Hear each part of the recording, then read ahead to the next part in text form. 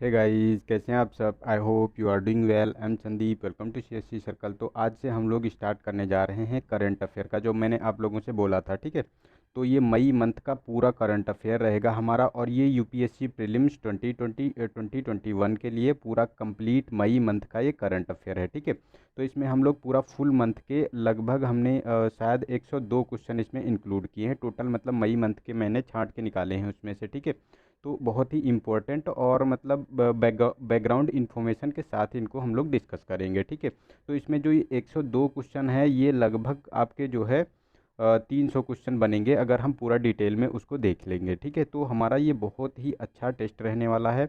और ये आपको जो यूपीएससी जो प्रीलिम्स 2020 होगा और यूपी पीसीएस के जो एग्ज़ाम हैं, जैसे यूपी पीसीएस का बेसिकली जो यूपी पीसीएस का पूछा जाता है, उसमें भी इससे आपको डायरेक्टली या इनडायरेक्टली क्वेश्चन देखने को मिलेंगे, क्योंकि इसमें बहुत ही मतलब मैंने उनको सूक्ष्मता से अध्ययन करते हुए उसको मतलब जो क्वेश्चन जैसा मतलब यूपीएससी डिमांड करती है, पीसीएस डिमांड करती है, उसी के हिसाब से इसमें इंक्लूड किए हैं। तो पूरा मंथ का आप लोग ये करंट अफेयर इंजॉय कर सकते हैं। ठीक है, और अगर वीडियो अच्छा लगे तो इसको लाइक कर दीजिए थोड़ा सा। ठीक है, तो अगले मंथ का भी और बनाएंगे हम, और इसके साथ साथ जो मतलब अगर पिछले मंथ का भी आप लोगों को, जैसे अभी आप मैं डिस्कस करूंगा इस टेस्ट सीरीज को, मतलब ये करंट अफेयर को, और इसे एमसीक्यू फॉर्म में लिया है हमने। जितने भी है ये एमसीक्यू फॉर्म में इनको मैंने कंसाइज किया है। ठीक है, तो एमसीक्यू फॉर्म के आधार पर हम इसको डिस्कस करेंगे। और इसमें जैसे आपको देखने को मिलेंगे, जैसे नहीं होता है कि जितने भी क्वेश्चन होते हैं तो स्टेटमेंट वाइज जब हो जाते हैं तो उसको हम अच्छे से उसको समझ पाते हैं, उसका डिस्क्रिप्शन मिल जाता है, तो वो बहुत ही अच्छा रहेगा उसमें। ठीक है,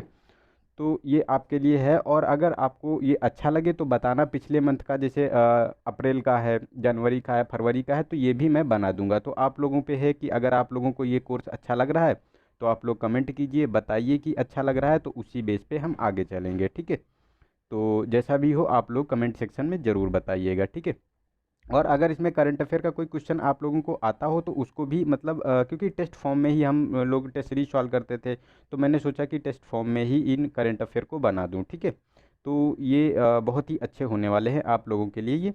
तो चलते हैं क्वेश्चन नंबर 1 पे इसमें। ठीक है, तो इसमें क्वेश्चन नंबर 1 है। इसमें कहा गया है कि करेंसी चेस्ट के संबंध में बताना है कि कौन सा स्टेटमेंट हमारा सही है। तो फर्स्ट है कि करेंसी चेस्ट ऐसा स्थान होता है जहां बैंक एटीएम के लिए रखे गए पैसे का स्टॉक होता है। सेकेंड है कि आरबीआई द्वारा करेंसी चेस्ट का प्रशासन किया जाता है। और थर्ड है कि करेंसी चेस्ट की सुरक्षा उस बैंक की जिम्मेदारी होती है जिसमें वह स्थित होता है। तो इसमें कौन से स्टेटमेंट सही हैं। ठीक है, तो इसमें करेंसी चेस्ट के बारे में अगर हम बात करें तो देखो हमारा सेकेंड स्टेटमेंट और थर्ड स्टेटमेंट सही है, क्योंकि एक करेंसी चेस्ट जो होता है इसका प्रशासन आरबीआई द्वारा किया जाता है, और करेंसी चेस्ट की जो सुरक्षा उस बैंक की जिम्मेदारी होती है जहां पर वो स्थित होता है। ठीक है, लेकिन ये बैंक एटीएम के लिए रखे गए पैसे का नहीं होता है। इसमें क्या होता है कि आरबीआई जो बैंक को और एटीएम का धन होता है, दोनों का जो स्टॉक होता है, उसे करेंसी चेस्ट कहते हैं। तो हमारा 2 और 3 स्टेटमेंट सही है, तो हमारा बी वाला ऑप्शन सही हो गया है। और नीचे ये देख सकते हो, ये देखो आरबीआई के द्वारा जो बैंकों को एटीएम के लिए रखे गया स्टॉक के लिए जो धन रखा जाता है, ठीक है, उसे करेंसी चेस्ट कहते हैं। और इसमें जो पैसा रखा जाता है, तो अगर इसकी जो जिम्मेदारी होती है ये मतलब आरबीआई का होता है, और ये मौजूदा पैसा आरबीआई का होता है, और करेंसी चेस्ट के बाहर स्ट्रांग रूम में रखा गया पैसा बैंक का होता है ये। ठीक है, और ये जो अपराध की स्थिति में नकदी के नुकसान की वसूली कैसे की जाती है, ये भी इसमें इंक्लूड होता है। ठीक है, तो ये मतलब उसी बैंक के लिए होता है। देखो ये है उसके मापदंड। ठीक है, उसी के लिए वो उत्तरदायी होता है जहाँ पे ये रखा जाता है। नेक्स्ट है हमारा क्वेश्चन नंबर सेकेंड। तो इसमें कहा गया कि निम्नलिखित में से कौन से देश बिम्स्टेक और आसियान देशों के सदस्य हैं।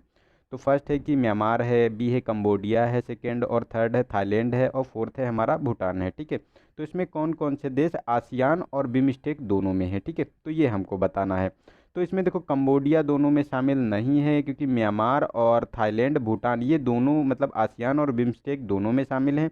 तो हमारा 2, 3 और मतलब 1, 3 और 4 स्टेटमेंट सही हो गया, तो बी वाला ऑप्शन इसका सही है। ठीक है, तो ये देखो बिम्स्टेक में जितने कंट्री होते हैं, तो बांग्लादेश है, भूटान है, म्यांमार है, नेपाल है, और ये श्रीलंका है, और थाईलैंड इसमें इंक्लूड है। ठीक है, और अगर जो आसियान में बात करें तो ये म्यांमार है, थाईलैंड है, कंबोडिया है, लाओस है, वियतनाम है, ब्रुनई है, फिलीपींस है, मलेशिया है, सिंगापुर है और इंडोनेशिया है। तो ये 10 कंट्रीज इसमें है, ठीक है। नेक्स्ट है हमारा क्वेश्चन नंबर थर्ड। तो इसमें हाल ही में समाचारों में चर्चित मैत्री सेतु किन देशों को जोड़ता है? तो भारत और नेपाल ए ऑप्शन, बी है हमारा भारत और भूटान, सी है भारत और बांग्लादेश और डी है हमारा भारत और म्यांमार। तो इसमें अगर बात करें तो देखो ये भारत और बांग्लादेश को जोड़ता है, ये मैत्री सेतु है, ठीक है। तो हमारा बी वाला ऑप्शन इसका सही हो गया। तो ये देखो है नरेंद्र मोदी ने अभी जो दक्षिण त्रिपुरा के सब रूम में फेनी नदी पर एक बांग्लादेश मैत्री पुल का उद्घाटन किया गया था, तो उसी में ये बांग्लादेश और मतलब इंडिया को जोड़ता है, ठीक है। नेक्स्ट है हमारा फोर क्वेश्चन नंबर। तो इसमें भारत के निर्वाचन आयोग के बारे में बताना है, ठीक है, इलेक्शन कमीशन ऑफ इंडिया के बारे में। तो फर्स्ट है कि यह सुनिश्चित करना इलेक्शन कमीशन ऑफ इंडिया का संवैधानिक दायित्व है कि चुनाव स्वतंत्र और निष्पक्ष रूप से संपन्न हो। सेकेंड है यदि निर्वाचन आयुक्त और अन्य आयुक्त किसी मामले पर अलग अलग राय रखते हैं तो ऐसे मामलों का फैसला बहुमत की राय के अनुसार लिया जाएगा। तो ये तो सही बात है, अगर जो मतलब कोई भी फैसला पे मतभेद हो जाता है, ठीक है, तो ये बहुमत के आधार पर लिया जाता है। तो ये सेकंड स्टेटमेंट तो सही है और फर्स्ट भी सही है, क्योंकि इलेक्शन कमीशन ऑफ इंडिया का काम ही होता है, इसका संवैधानिक दायित्व होता है कि चुनाव को निष्पक्ष और स्वतंत्र कराया जाए, ठीक है। तो ये दोनों स्टेटमेंट सही है, तो हमारा सी वाला ऑप्शन सही है। आप लोगों को बताना है कि इलेक्शन कमीशन ऑफ इंडिया की बॉडी संविधान के किस आर्टिकल के अंतर्गत आती है, ठीक है, क्योंकि ये भी स्टेटमेंट बन सकता है, ठीक है। क्योंकि इस बार जो यूपीएससी का पेपर आया था तो उसमें क्या हुआ था कि करंट का टॉपिक ना पूछ के उसी के बैकग्राउंड में जाके इन्फॉर्मेशन पूछी गई थी। तो ऐसे चीज़ों को हमको तैयार करके रखना है, ठीक है। तो इसमें ये वही दिया हुआ है कि संवैधानिक निकाय होता है और इसका दायित्व होता है, ठीक है, ये स्वतंत्र और निष्पक्ष चुनाव करवाना। और यही दो या दो से अधिक जो मतलब जो मतभेद हो जाता है तो बहुमत में इनकी बहुमत के आधार पर निर्णय होता है। नेक्स्ट है विशेष आहरण अधिकार यानी स्पेशल ड्राइंग राइट्स जो एसडीआर होता है का उपयोग किया जा सकता है। तो फर्स्ट है कि आईएमएफ सदस्य देशों के आधिकारिक भंडार के पूरक के रूप में। सेकेंड है कि भुगतान संतुलन लेनदेन के सेटलमेंट हेतु। और थर्ड है कि राजस्व घाटे को कम करने और अवसंरचना परियोजनाओं के वित्तीयन हेतु। तो इसमें कौन सा स्टेटमेंट सही है? तो देखो थर्ड वाला स्टेटमेंट गलत है, क्योंकि ये अवसंरचना परियोजनाओं के वित्तीयन हेतु ये नहीं करता है, तो ये हमारा गलत हो गया। और फर्स्ट तो सही है, क्योंकि आईएमएफ देश के आधिकारिक भंडार का पूरक के रूप में काम करता है और भुगतान संतुलन के लेन देन के सेटलमेंट हेतु ये मतलब जो एसडीआर का प्रयोग किया जाता है। ये एक मतलब करेंसी नहीं होती है, एक मतलब ये राइट होता है, ठीक है। तो ये हमारा फर्स्ट एंड सेकेंड स्टेटमेंट सही है, तो हमारा बी वाला ऑप्शन इसका सही हो गया, ठीक है। तो ये आईएमएफ की जो ये मतलब मुद्रा नहीं होती, एक राइट्स होता है ये, ठीक है। तो ये देखो इसमें लिखा हुआ है। तो नेक्स्ट है हमारा क्वेश्चन नंबर 6। तो इसमें हाल ही में समाचारों में चर्चित म्यूआन क्या है? तो म्यूआन शब्द किससे संबंधित है? तो ए ऑप्शन है क्रिप्टो करेंसी से, सेकेंड है कि मालवेयर से, और सी है कि सब एटॉमिक कण से, और पृथ्वी के एक आकार वाले नए ग्रह की खोज। तो इसमें देखो जो ये म्यूआन जो ये चर्चा में था, तो ये सब एटॉमिक कण थे, ठीक है। तो इन्हीं के बारे में चर्चा बहुत ज़्यादा ये चर्चा में था, क्योंकि हुआ क्या था कि वैज्ञानिकों का कहना है कि ये जो म्यूआन है ये अंतर्राष्ट्रीय प्रयोग के लिए नए प्रकाशिक परिणामों के प्रकृति के नियमों को नियंत्रित करने वाले नए भौतिकी की संभावना के ये संकेत हैं, ठीक है। और म्यूआन नामक एक एटॉमिक जो ये सब एटॉमिक कण का अध्ययन किया गया है, तो इसका जो परिणाम आया है इसमें क्या हुआ है कि भारी म्यूआन की चुंबकीय गति का मान 2 बताया गया है, ठीक है। तो ये मतलब व्यवहार में विषम व्यवहार को व्यक्त करते हैं, तो इसीलिए ये इसको जो ये मान आया है इसका इसे जी कहा गया है, ठीक है। तो ये बहुत ज़्यादा चर्चा में थे। नेक्स्ट है हमारा 7 क्वेश्चन नंबर। तो इसमें लोक अदालत के संबंध में बताना है। तो फर्स्ट है कि प्रथम लोक अदालत अपने निर्णयों के लिए किसी भी संवैधानिक समर्थन के बिना एक स्वैच्छिक और सुलह एजेंसी के रूप में आयोजित की गई थी। सेकेंड है कि लोक अदालत गांधीवादी सिद्धांतों पर आधारित थी और यह एक वैकल्पिक विवाद समाधान प्रणाली है जो आम लोगों को अनौपचारिक और त्वरित न्याय प्रदान करती है। तो इसमें कौन सा स्टेटमेंट इसमें सही है, ठीक है। तो इसमें अगर बात करें तो ये तीनों स्टेटमेंट सही हैं, क्योंकि लोक अदालत जो होती है ये अनौपचारिक और त्वरित न्याय प्रदान कराती है आम लोगों को, और ये गांधीवादी सिद्धांतों पर आधारित है और इसका काम है वैधानिक समर्थन के बिना एक स्वैच्छिक और सुलह एजेंसी के रूप में आयोजित करना। तो ये तीनों स्टेटमेंट हमारे सही हैं, ठीक है। तो हमारा ये डी वाला ऑप्शन इसका सही हो गया। और ये जो लोक अदालत जो पहली बार इसका शिविर लगाया गया था, तो ये गुजरात में 1982 में इसको स्थापित किया गया था इसके लिए, और 1987 में ये एक्ट बना दिया था कानूनी प्राधिकरण जो कानूनी सेवा प्राधिकरण अधिनियम 1987 बना दिया गया था, ठीक है। और ये गांधीवादी सिद्धांतों पर आधारित है और ये त्वरित न्याय उपलब्ध कराती है। नेक्स्ट है 8 क्वेश्चन नंबर। तो इसमें कहा गया है कि फेनी नदी के संबंध में निम्नलिखित कथनों पर विचार कीजिए। तो फर्स्ट है कि फेनी नदी का उद्गम पश्चिम बंगाल से होता है। सेकेंड है कि यह बंगाल की खाड़ी में गिरने से पहले बांग्लादेश से होकर बहती है। तो देखो ये तो हमारा स्टेटमेंट सही हो गया, क्योंकि देखो ये स्टेटमेंट जो दिया हुआ है दोनों का अपोजिट है, या तो पहला सही होगा या दूसरा सही होगा। तो देखो ये हमारा सेकेंड स्टेटमेंट सही है, क्योंकि ये बंगाल की खाड़ी में गिरने से पहले जो ये बांग्लादेश से होकर गुजरती है, तो ओबियसली ये बांग्लादेश में इसका उद्गम नहीं होगा। तो हाँ ये सही बात है। तो हमारा सेकेंड फर्स्ट वाला स्टेटमेंट गलत है, क्योंकि इसका जो उद्गम है ये आपको त्रिपुरा में देखने को मिलेगा, ठीक है। तो ये गलत है हमारा स्टेटमेंट। तो हमारा बी वाला ऑप्शन सही हो गया इसका, ठीक है। तो हमारे बी वाला क्वेश्चन सही है। और फेनी नदी ये दक्षिण पूर्व बांग्लादेश और त्रिपुरा में प्रवाहित होती है, और ये दक्षिण फेनी नदी जो है ये जो दक्षिण त्रिपुरा जिले से निकलती है, त्रिपुरा जो दक्षिण त्रिपुरा है, ठीक है, वहाँ से निकलती है ये, और बंगाल की खाड़ी में होकर गिर जाती है बांग्लादेश से होते हुए, ठीक है। नेक्स्ट है 9 क्वेश्चन नंबर। तो इसमें कहा गया है कि निर्वाचन आयोग राजनीतिक दलों को चुनाव के उद्देश्य के लिए पंजीकृत करता है और उन्हें किन किन आधारों पर राष्ट्रीय या राज्य दल के रूप में मान्यता प्रदान करता है। तो फर्स्ट है कि मतदान में प्रदर्शन, और सेकेंड है कि कैडर की संख्या, और थर्ड है कि वित्तीय स्थिति, और फोर्थ है कि चुनाव लड़ने की संख्या। तो इसमें अगर बात करें तो मतदान का जिस प्रकार प्रदर्शन होता है उसी के आधार पर जो है इसे राज्य दल या मतलब राष्ट्रीय दल घोषित किया जाता है चुनाव आयोग के द्वारा। तो ये हमारे तीनों स्टेटमेंट ये कैडर के इससे संबंधित नहीं होता है, वित्तीय स्थिरता से भी स्थिति से संबंधित नहीं होता, और चुनाव लड़े जाने की संख्या से भी इसका कोई मतलब नहीं होता है, ठीक है। तो जैसा आप परफॉर्मेंस आएगा, ठीक है, जैसा आपका प्रदर्शन होगा उसी आधार पे होगा। तो हमारा ये ए बी वाला ऑप्शन सही होगा, केवल एक स्टेटमेंट इसका, ठीक है। तो इसमें ये आधार कुछ मतलब इनके पंजीकृत जो मान्यता दी जाती है जो पंजीकृत दल को तभी राष्ट्रीय दल के रूप में मान्यता दी जाती है जब उसे कुछ मापदंड पूरे करने होते हैं। तो उसको क्या करना होता है कि उसे कम से कम 3 अलग अलग राज्यों में लोकसभा में 2% सीटें जीतनी होंगी, ठीक है। सेकेंड है कि लोकसभा या विधानसभा के आम चुनाव में उस दल को किन्हीं भी 4 या अधिक राज्यों में 6% वोट प्राप्त करना होगा, और उसके साथ 4 लोकसभा सीटें भी प्राप्त करनी होंगी, तभी उसको राष्ट्रीय दल का दर्जा दिया जाएगा। और थर्ड है हमारा कि 4 राज्यों में राष्ट्रीय पार्टी, जो 4 राज्य हैं उसमें राज्य पार्टी की मान्यता प्राप्त होनी चाहिए। और लास्ट है हमारा कि उसे 4 या 4 से अधिक राज्यों में सीट प्राप्ति या उसके बिना के मतदान में कुल वोटों का कम से कम 8% प्राप्त होना चाहिए, ठीक है। तो अगर ये वैधता उसके पास होती है किसी स्टेट पार्टी के पास, या कोई पार्टी जो होती है, तो उसे राष्ट्रीय पार्टी का घोषित कर दी जाती है।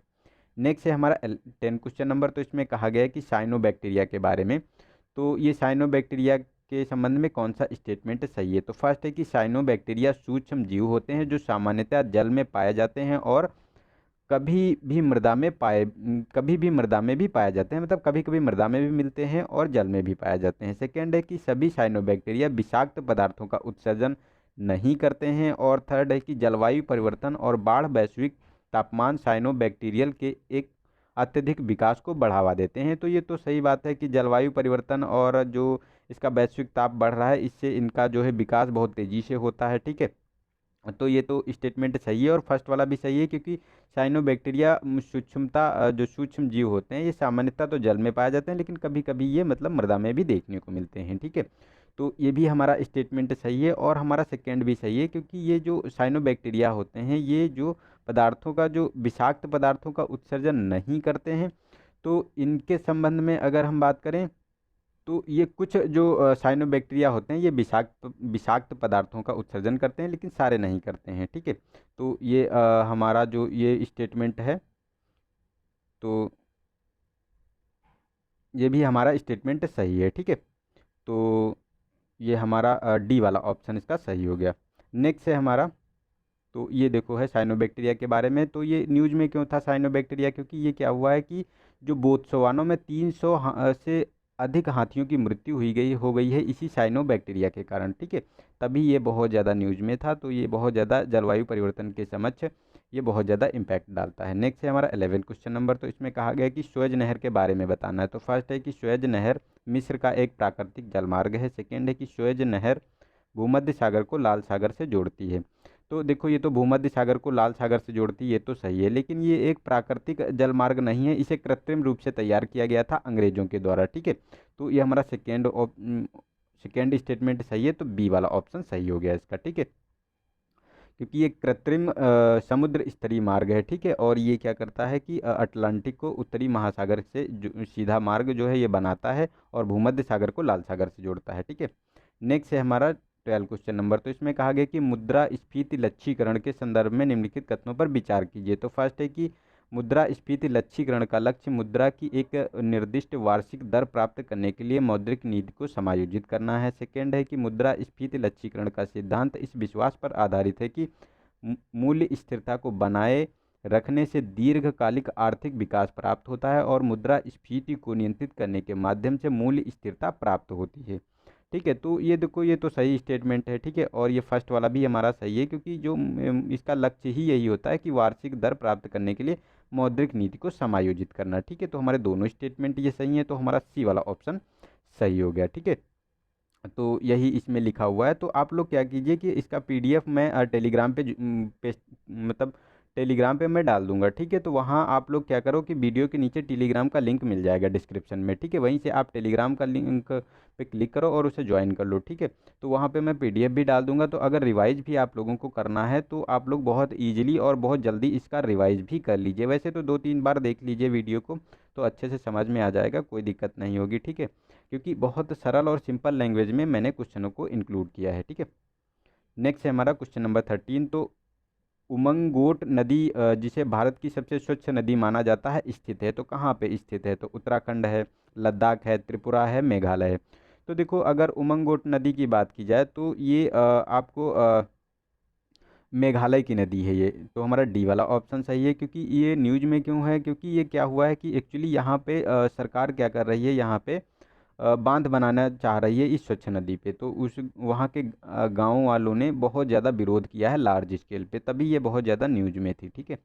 नेक्स्ट है हमारा 14 क्वेश्चन नंबर। तो इसमें इरावदी डॉल्फिन के बारे में बताना है। तो फर्स्ट है कि इरावदी डॉल्फिन आमतौर पर समुद्री तटों और बंगाल तथा दक्षिण पूर्व एशिया की खाड़ी के कुछ हिस्सों और नदियों में पाई जाती है। सेकेंड है कि इसे IUCN रेड सूची में लुप्त प्राय यानी इंडेंजर के रूप में वर्गीकृत किया गया है, ठीक है।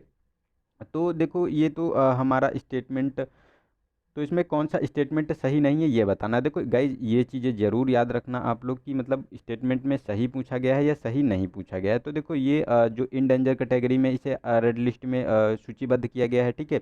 और इरावदी डॉल्फिन ये आमतौर पर क्या है कि ये देखी जाती है समुद्री तटों, बंगाल और दक्षिण पूर्व एशिया के खाड़ी हिस्सों में और वहाँ की कुछ नदियों में देखी जाती है। तो ये हमारे दोनों स्टेटमेंट सही हैं, तो हमारा डी वाला ऑप्शन इसका सही हो जाएगा, ठीक है।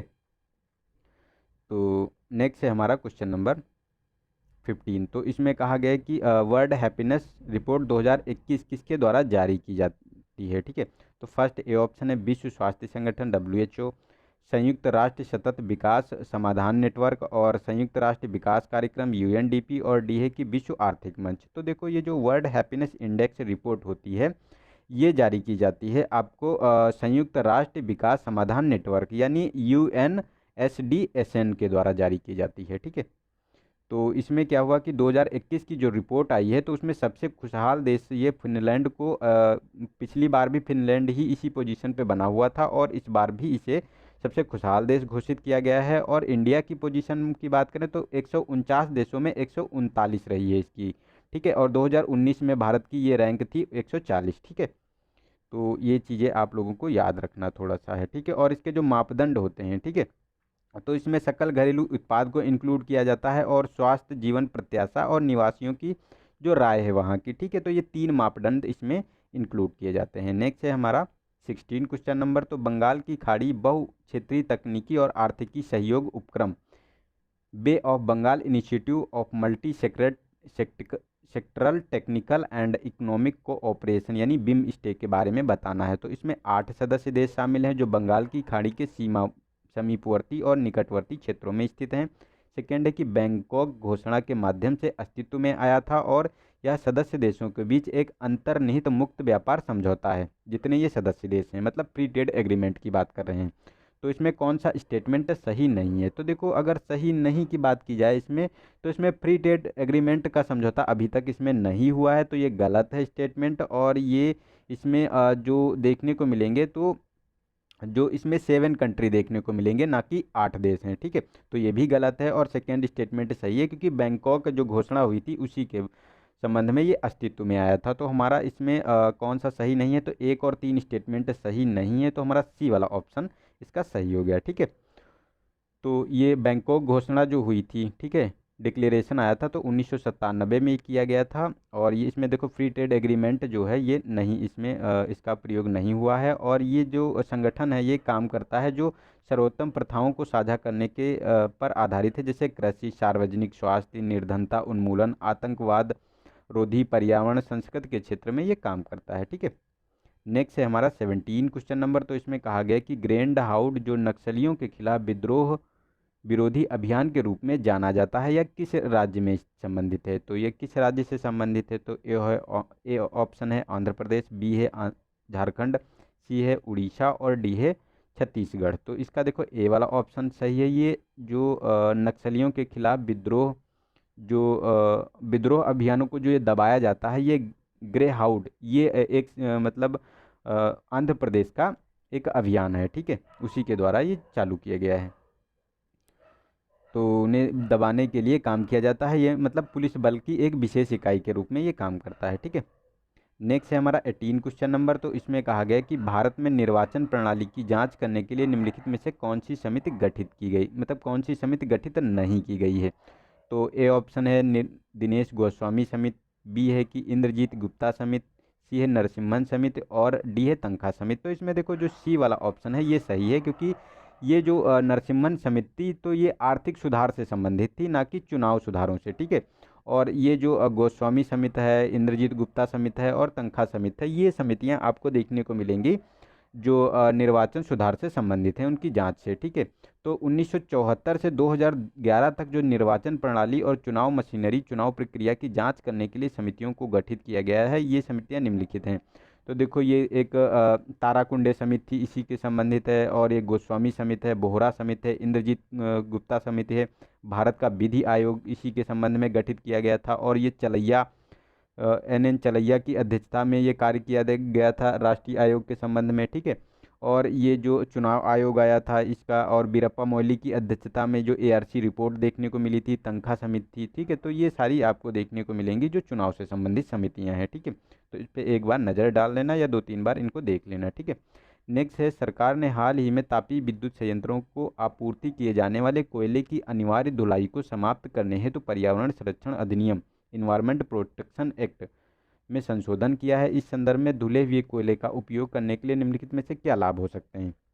तो फर्स्ट है कि धुले हुए कोयले का प्रयोग से शुष्क ईंधन की दक्षता और गुणवत्ता में वृद्धि होगी। सेकेंड है कि तापीय विद्युत संयंत्रों के समक्ष किसी प्रकार की समस्या उत्पन्न नहीं होती है। और थर्ड है कि धुला हुआ कोयला दहन उत्सर्जन स्थानीय वायु प्रदूषण के दृष्टिकोण से बेहतर होता है।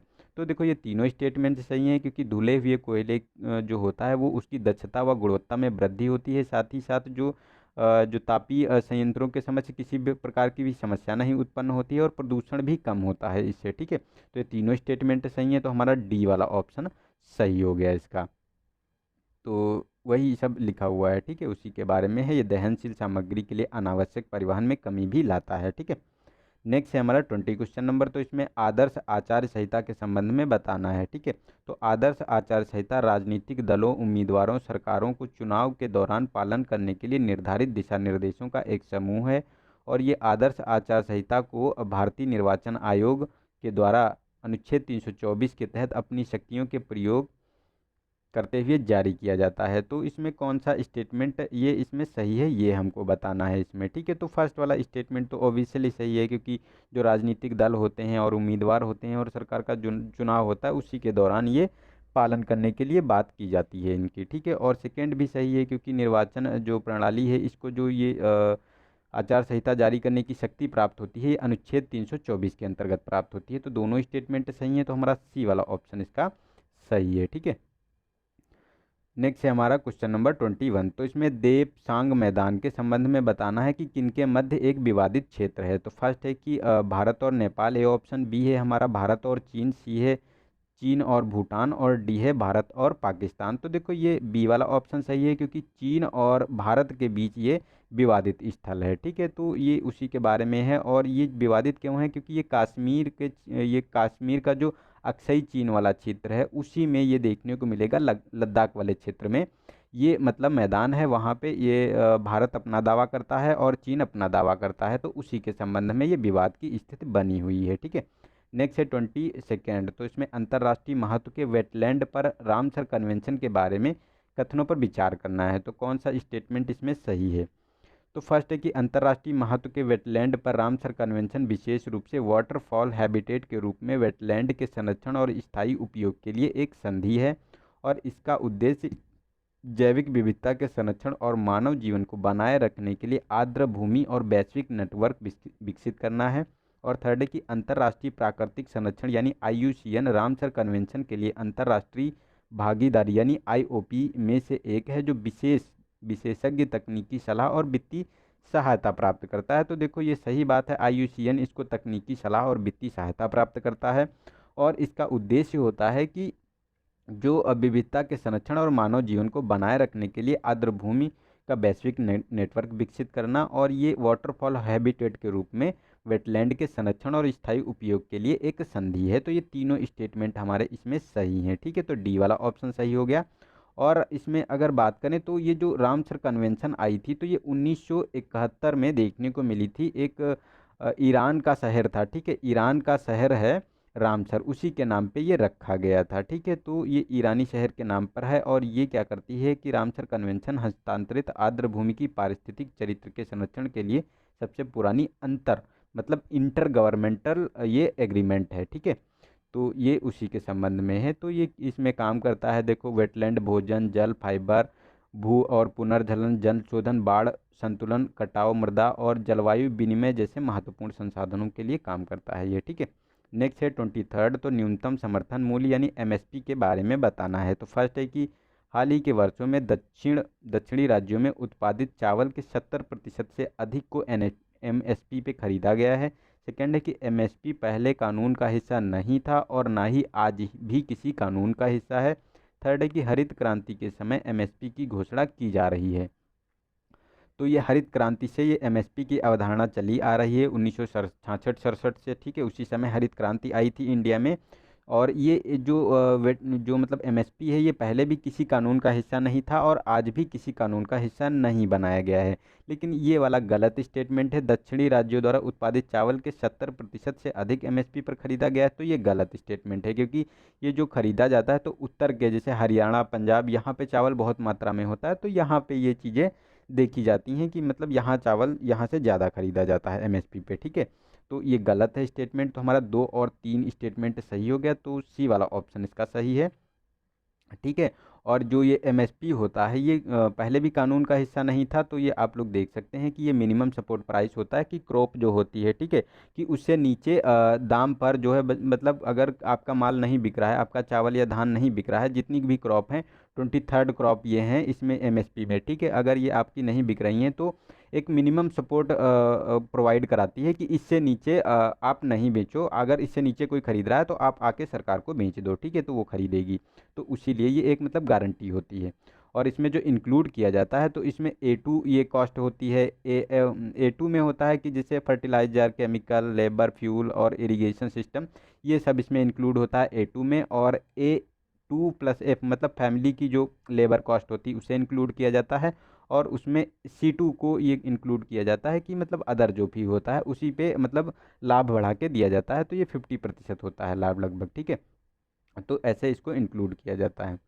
तो इस संबंध में और ये देख सकते हो, देखो ये पंजाब, हरियाणा, उत्तर प्रदेश, छत्तीसगढ़, आंध्र प्रदेश, उड़ीसा, महाराष्ट्र, मध्य प्रदेश, तो ये सब ज़्यादातर नॉर्थ के ज़्यादा राष्ट्रों में ये देखने को मिलता है। ठीक है, नेक्स्ट है हमारा निम्नलिखित में से कौन से मोटे अनाज न्यूनतम समर्थन मूल्य के अंतर्गत शामिल हैं। तो फर्स्ट है कि ज्वार, सेकेंड है कि सोयाबीन, थर्ड है बाजरा, रागी और मक्का। तो इसमें अगर मोटे अनाजों की बात करें तो देखो सोयाबीन तो मोटे अनाज में आता नहीं, ये तिलहन में आता है। ठीक है, तो ज्वार और बाजरा और रागी को इसमें इंक्लूड किया गया है, ठीक है। लेकिन मक्का को मोटे अनाज में तो इंक्लूड किया गया है, लेकिन एमएसपी इस पर नहीं दिया जाता है। तो हमारा 1, 3 और 4 स्टेटमेंट सही हो गए। तो 1, 3, 4 तो हमारा बी वाला ऑप्शन सही है इसका, ठीक है। तो ये वही है कि मतलब मक्का मोटे अनाज की फसल तो है, लेकिन इस पे एमएसपी नहीं दिया जाता। सोयाबीन तिलहन की फसल है, ठीक है। नेक्स्ट 25, तो अपोलो 11 मिशन किससे संबंधित है? तो ए ऑप्शन है हमारा चंद्रमा के विकिरण स्तरों के संबंध में डेटा एकत्र करना। सेकेंड है कि चंद्रमा के डार्क साइड का अन्वेषण करना। सी है कि चंद्रमा पर पहला मानवयुक्त मिशन। और थर्ड है कि सूर्य के साथ चंद्रमा की अंतरक्रिया की वैद्युतिकी, ठीक है। तो इसमें कौन सा स्टेटमेंट सही है? तो हमारा देखो सी वाला स्टेटमेंट सही है इसमें, क्योंकि ये जो अपोलो 11 मिशन था, ये चंद्रमा पर पहला मानवयुक्त मिशन भेजा गया था नासा के द्वारा, ठीक है। नेक्स्ट है हमारा 26, तो इसमें महाराष्ट्र में लोनार झील को मान्यता प्राप्त रामसर स्थलों की सूची में जोड़ा गया है, इसका क्या अर्थ है? तो झील के विकास और उसके तर्कसंगत उपयोग के लिए नीति निर्माण की सुविधा। सेकेंड है कि जो लोनार वेटलैंड की समस्याओं पर अंतर्राष्ट्रीय सहयोग और विशेष सलाह प्रोत्साहन करना, ठीक है।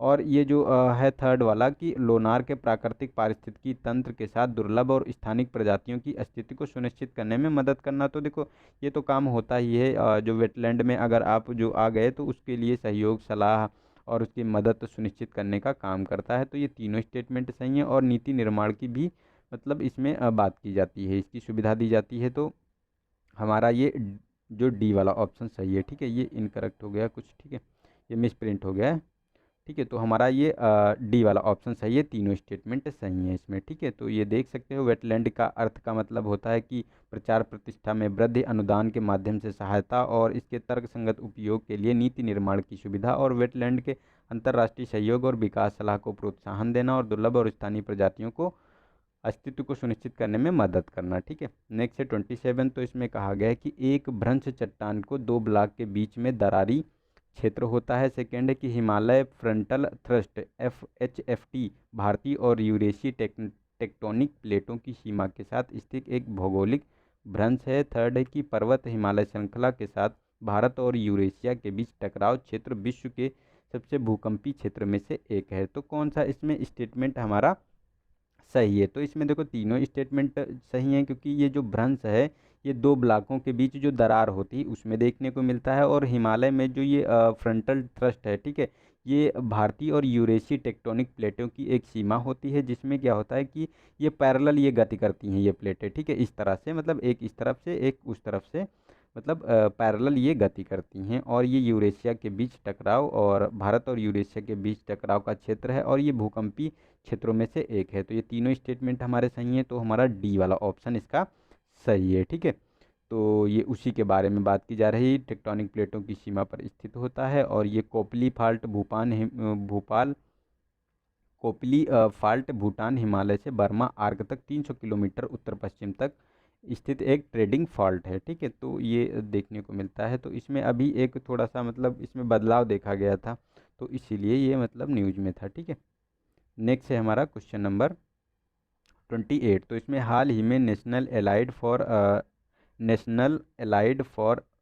हेल्थ प्रोफेशनल बिल, मतलब national allied and health care professional bill 2020 के बारे में बताना है कि कौन सा स्टेटमेंट सही है जो संसद से पारित किया गया है। तो इसमें कौन कौन से पेशेवरों को इसमें शामिल किया गया है? तो फिजियोथेरेपिस्ट हैं, न्यूट्रिशनिस्ट हैं, मेडिकल लेबोरेटरी प्रोफेशनल्स हैं, रेडियोथेरेपी टेक्नोलॉजी प्रोफेशनल्स हैं, और ये आटो ऑप्टोमेट्रिस्ट हैं, ठीक है।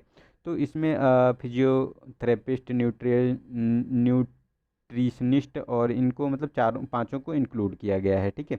तो हमारा ये ऑप्शन बी वाला सही है, पांचों के पांचों इसमें इंक्लूड हैं। ये जो बिल आया था national allied and health care professionals bill 2020, तो इसमें ये पेशेवर जो शिक्षा और सेवाओं तथा ऐसे पेशेवर जो केंद्रीय रजिस्टर के रखरखाव संबंधी मानक के विनियमन और रखरखाव की व्यवस्था में करते हैं, ठीक है। तो ये सारे इसमें इंक्लूड हैं, ठीक है।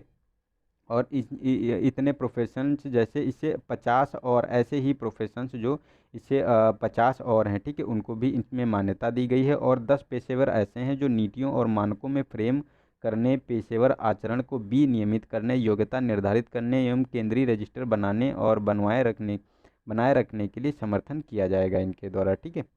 नेक्स्ट है 29। तो इसमें बाटुंगा सम्मेलन 1955 के संबंध में बताना है कि कौन सा स्टेटमेंट सही है। तो फर्स्ट है कि इंडो एशियाई आर्थिक और सांस्कृतिक सहयोग को बढ़ावा देने के लिए आयोजित किया गया था। सेकेंड है कि सम्मेलन गुटनिरपेक्ष आंदोलन के निर्माण की दिशा में एक महत्वपूर्ण कदम था। और थर्ड है कि प्रथम अफ्रीका शिखर सम्मेलन को इसी तर्ज पर आयोजित किया गया था। तो देखो ये गलत है, ऐसा कुछ नहीं था इसमें जो भी था ये, क्योंकि ये जो अफ्रीका भारत शिखर सम्मेलन हुआ है ये 2008 में देखने को मिला है। तो ये तो 1955 में हो गया, तो इसके आधार पर कैसे हो सकता है, तो ये तो बहुत बाद में हुआ है। ठीक है। और ये फर्स्ट वाला सही है क्योंकि ये इंडो एफ्रो एशियाई आर्थिक सांस्कृतिक सहयोग को बढ़ावा देने के लिए आयोजित किया गया था और सम्मेलन गुटनिरपेक्ष आंदोलन के निर्माण की दिशा में एक महत्वपूर्ण कदम है। ठीक है। तो ये दोनों स्टेटमेंट सही है, तो हमारा ए वाला ऑप्शन इसका सही हो गया। ठीक है। तो ये पहले एशियाई सम्मेलन जिसे बाटुंगा सम्मेलन के रूप में जाना जाता था। ठीक है। इसे 18 से 24 अप्रैल 1955 में बाटुंगा पश्चिमी जावा इंडोनेशिया में एकत्रित हुए थे ये सम्मेलन करने के लिए। ठीक है। तो ये क्या था कि ये जो मतलब सम्मेलन था इसमें आर्थिक सांस्कृतिक सहयोग को बढ़ावा देने और किसी भी राष्ट्र द्वारा उपनिवेश या नव उपनिवेश का विरोध करना था। और यह सम्मेलन गुटनिरपेक्ष के निर्माण की दिशा में एक महत्वपूर्ण कदम था। ठीक है। तो ये हमारा सही हो गया स्टेटमेंट। ठीक है। नेक्स्ट है 30 क्वेश्चन नंबर। तो निम्नलिखित कथनों पर विचार कीजिए। तो फर्स्ट है कि सर्वोच्च न्यायालय ने फैसला दिया है कि आपातकालीन चिकित्सा उपचार का अधिकार नागरिकों के मौलिक अधिकारों का हिस्सा है, सार्वजनिक स्वास्थ्य और अस्पताल संविधान की समवर्ती सूची के अंतर्गत आते हैं। ठीक है। तो इसमें कौन सा स्टेटमेंट हमारा सही है ये बताना है। तो देखो इसमें पहला स्टेटमेंट तो हमारा सही है क्योंकि सर्वोच्च न्यायालय ने फैसला दिया कि आपातकालीन चिकित्सा उपचार अधिकार जो ये नागरिकों का मौलिक अधिकार है। ठीक है। लेकिन ये सेकेंड गलत है क्योंकि ये राज्य सूची के अंतर्गत आता है, ना कि समवर्ती सूची। तो हमारा ए वाला ऑप्शन सही हो गया। और ये जो पहला स्टेटमेंट जिसमें कहा गया है, तो ये जो आपातकालीन चिकित्सा उपचार अधिकार मौलिक अधिकारों का हिस्सा बनाया गया था परमानंद कटारा बनाम भारत संघ 1979 में 1989 में ये सर्वोच्च न्यायालय ने मानव जीवन के मूल्य को रेखांकित करके कहा था। ठीक है। तो उसी के संबंध में था। तो ये केंद्र और राज्य के लिए जो ये मतलब स्वच्छता आपात और औषधि संविधान की जो समवर्ती सूची के तहत राज्य सरकारों के अनन्य जिम्मेदारियां होती हैं। ठीक है। तो ये राज्य सरकारों की है, ना कि केंद्र सरकार की। तो ये हमारा गलत हो गया सेकंड। नेक्स्ट है हमारा 31। तो इसमें निम्नलिखित में से कौन सी भारत में उगाई जाने वाली शीतकालीन फसलें हैं। तो फर्स्ट है कि गेहूँ, सेकंड है जौ, थर्ड है सरसों और फोर्थ है मटर। तो इसमें कौन सा स्टेटमेंट हमारा सही है इसमें शीतकालीन के संबंध में। तो ये देखो देखो चारों की चारों ये फसलें हैं, गेहूँ जौ सरसों मटर, ये शीतकालीन में उगाई जाती हैं। तो डी वाला ऑप्शन सही हो गया इसका। ठीक है। तो उसी के संबंध में है ये, मतलब जौ चना मटर सरसों ये शीतकालीन है। ठीक है। जो रबी की फसलों कहलाती हैं ये। ठीक है। नेक्स्ट है हमारा क्वेश्चन नंबर 32। तो इसमें भारतीय प्रतिस्पर्धा आयोग CCI के बारे में बताना है। तो फर्स्ट है कि यह भारत सरकार का एक गैर वैधानिक निकाय है। सेकेंड है कि यह पूरे भारत में प्रतिस्पर्धा को बढ़ावा देने और भारत के प्रतिस्पर्धा पर प्रतिकूल प्रभाव डालने वाली गतिविधियों को रोकने के लिए जिम्मेदार है। और यदि ई-कॉमर्स कंपनी द्वारा प्रतिस्पर्धा को दबाने का प्रयास किया जाता है तो उसे उसकी जांच करने की शक्ति प्राप्त है। और यह प्रोडटरी प्रेडारी प्रेडारी प्रेडटरी प्राइमिंग निर्धारण की नीति को बढ़ावा देता है। तो नहीं, ये गलत है, बढ़ावा ये नहीं देता है। ठीक है। ये इसको रोकता है, बाधित करता है। ठीक है। और ये सेकंड स्टेटमेंट तो हमारा सही है और थर्ड भी सही है। और देखो इसमें यार मिसप्रिंट हो गया है थोड़ा सा, तो ये स्टेटमेंट एक ये हो गया, दो ये हो गया, तीन ये हो गया और ये चार स्टेटमेंट हो गया। ठीक है। तो ऐसे देख लेना इसको। और फर्स्ट वाला भी गलत है क्योंकि ये गैर संवैधानिक नहीं है, ये मतलब एक एक्ट के द्वारा बनाया गया है। तो ये दोनों ये एक्ट था जो भारतीय प्रतिस्पर्धा आयोग एक्ट 2002 का, उसी के अंतर्गत बनाया गया है। तो ये गलत है। और सेकेंड और थर्ड स्टेटमेंट सही है, तो हमारा सी वाला ऑप्शन इसका सही हो गया। ठीक है। नेक्स्ट है, ये देखो एक्ट है, ये एक्ट के अंतर्गत इसको बनाया गया है। ठीक है। इसको थोड़ा सा पढ़ लेना आप लोग क्योंकि बहुत ज़्यादा टाइम लग रहा है। चलो कोई नहीं, आराम से डिस्कस करेंगे, कोई दिक्कत नहीं, कोई जल्दी नहीं, ठीक है। नेक्स्ट है 33 क्वेश्चन नंबर। तो इसमें राष्ट्रीय आपदा प्रबंधन प्राधिकरण यानी NDMA के बारे में बताना है कि प्राकृतिक खतरों के रूप में मान्यता दी गई है। तो मतलब नेचुरल डिजास्टर जो होते हैं, ठीक है।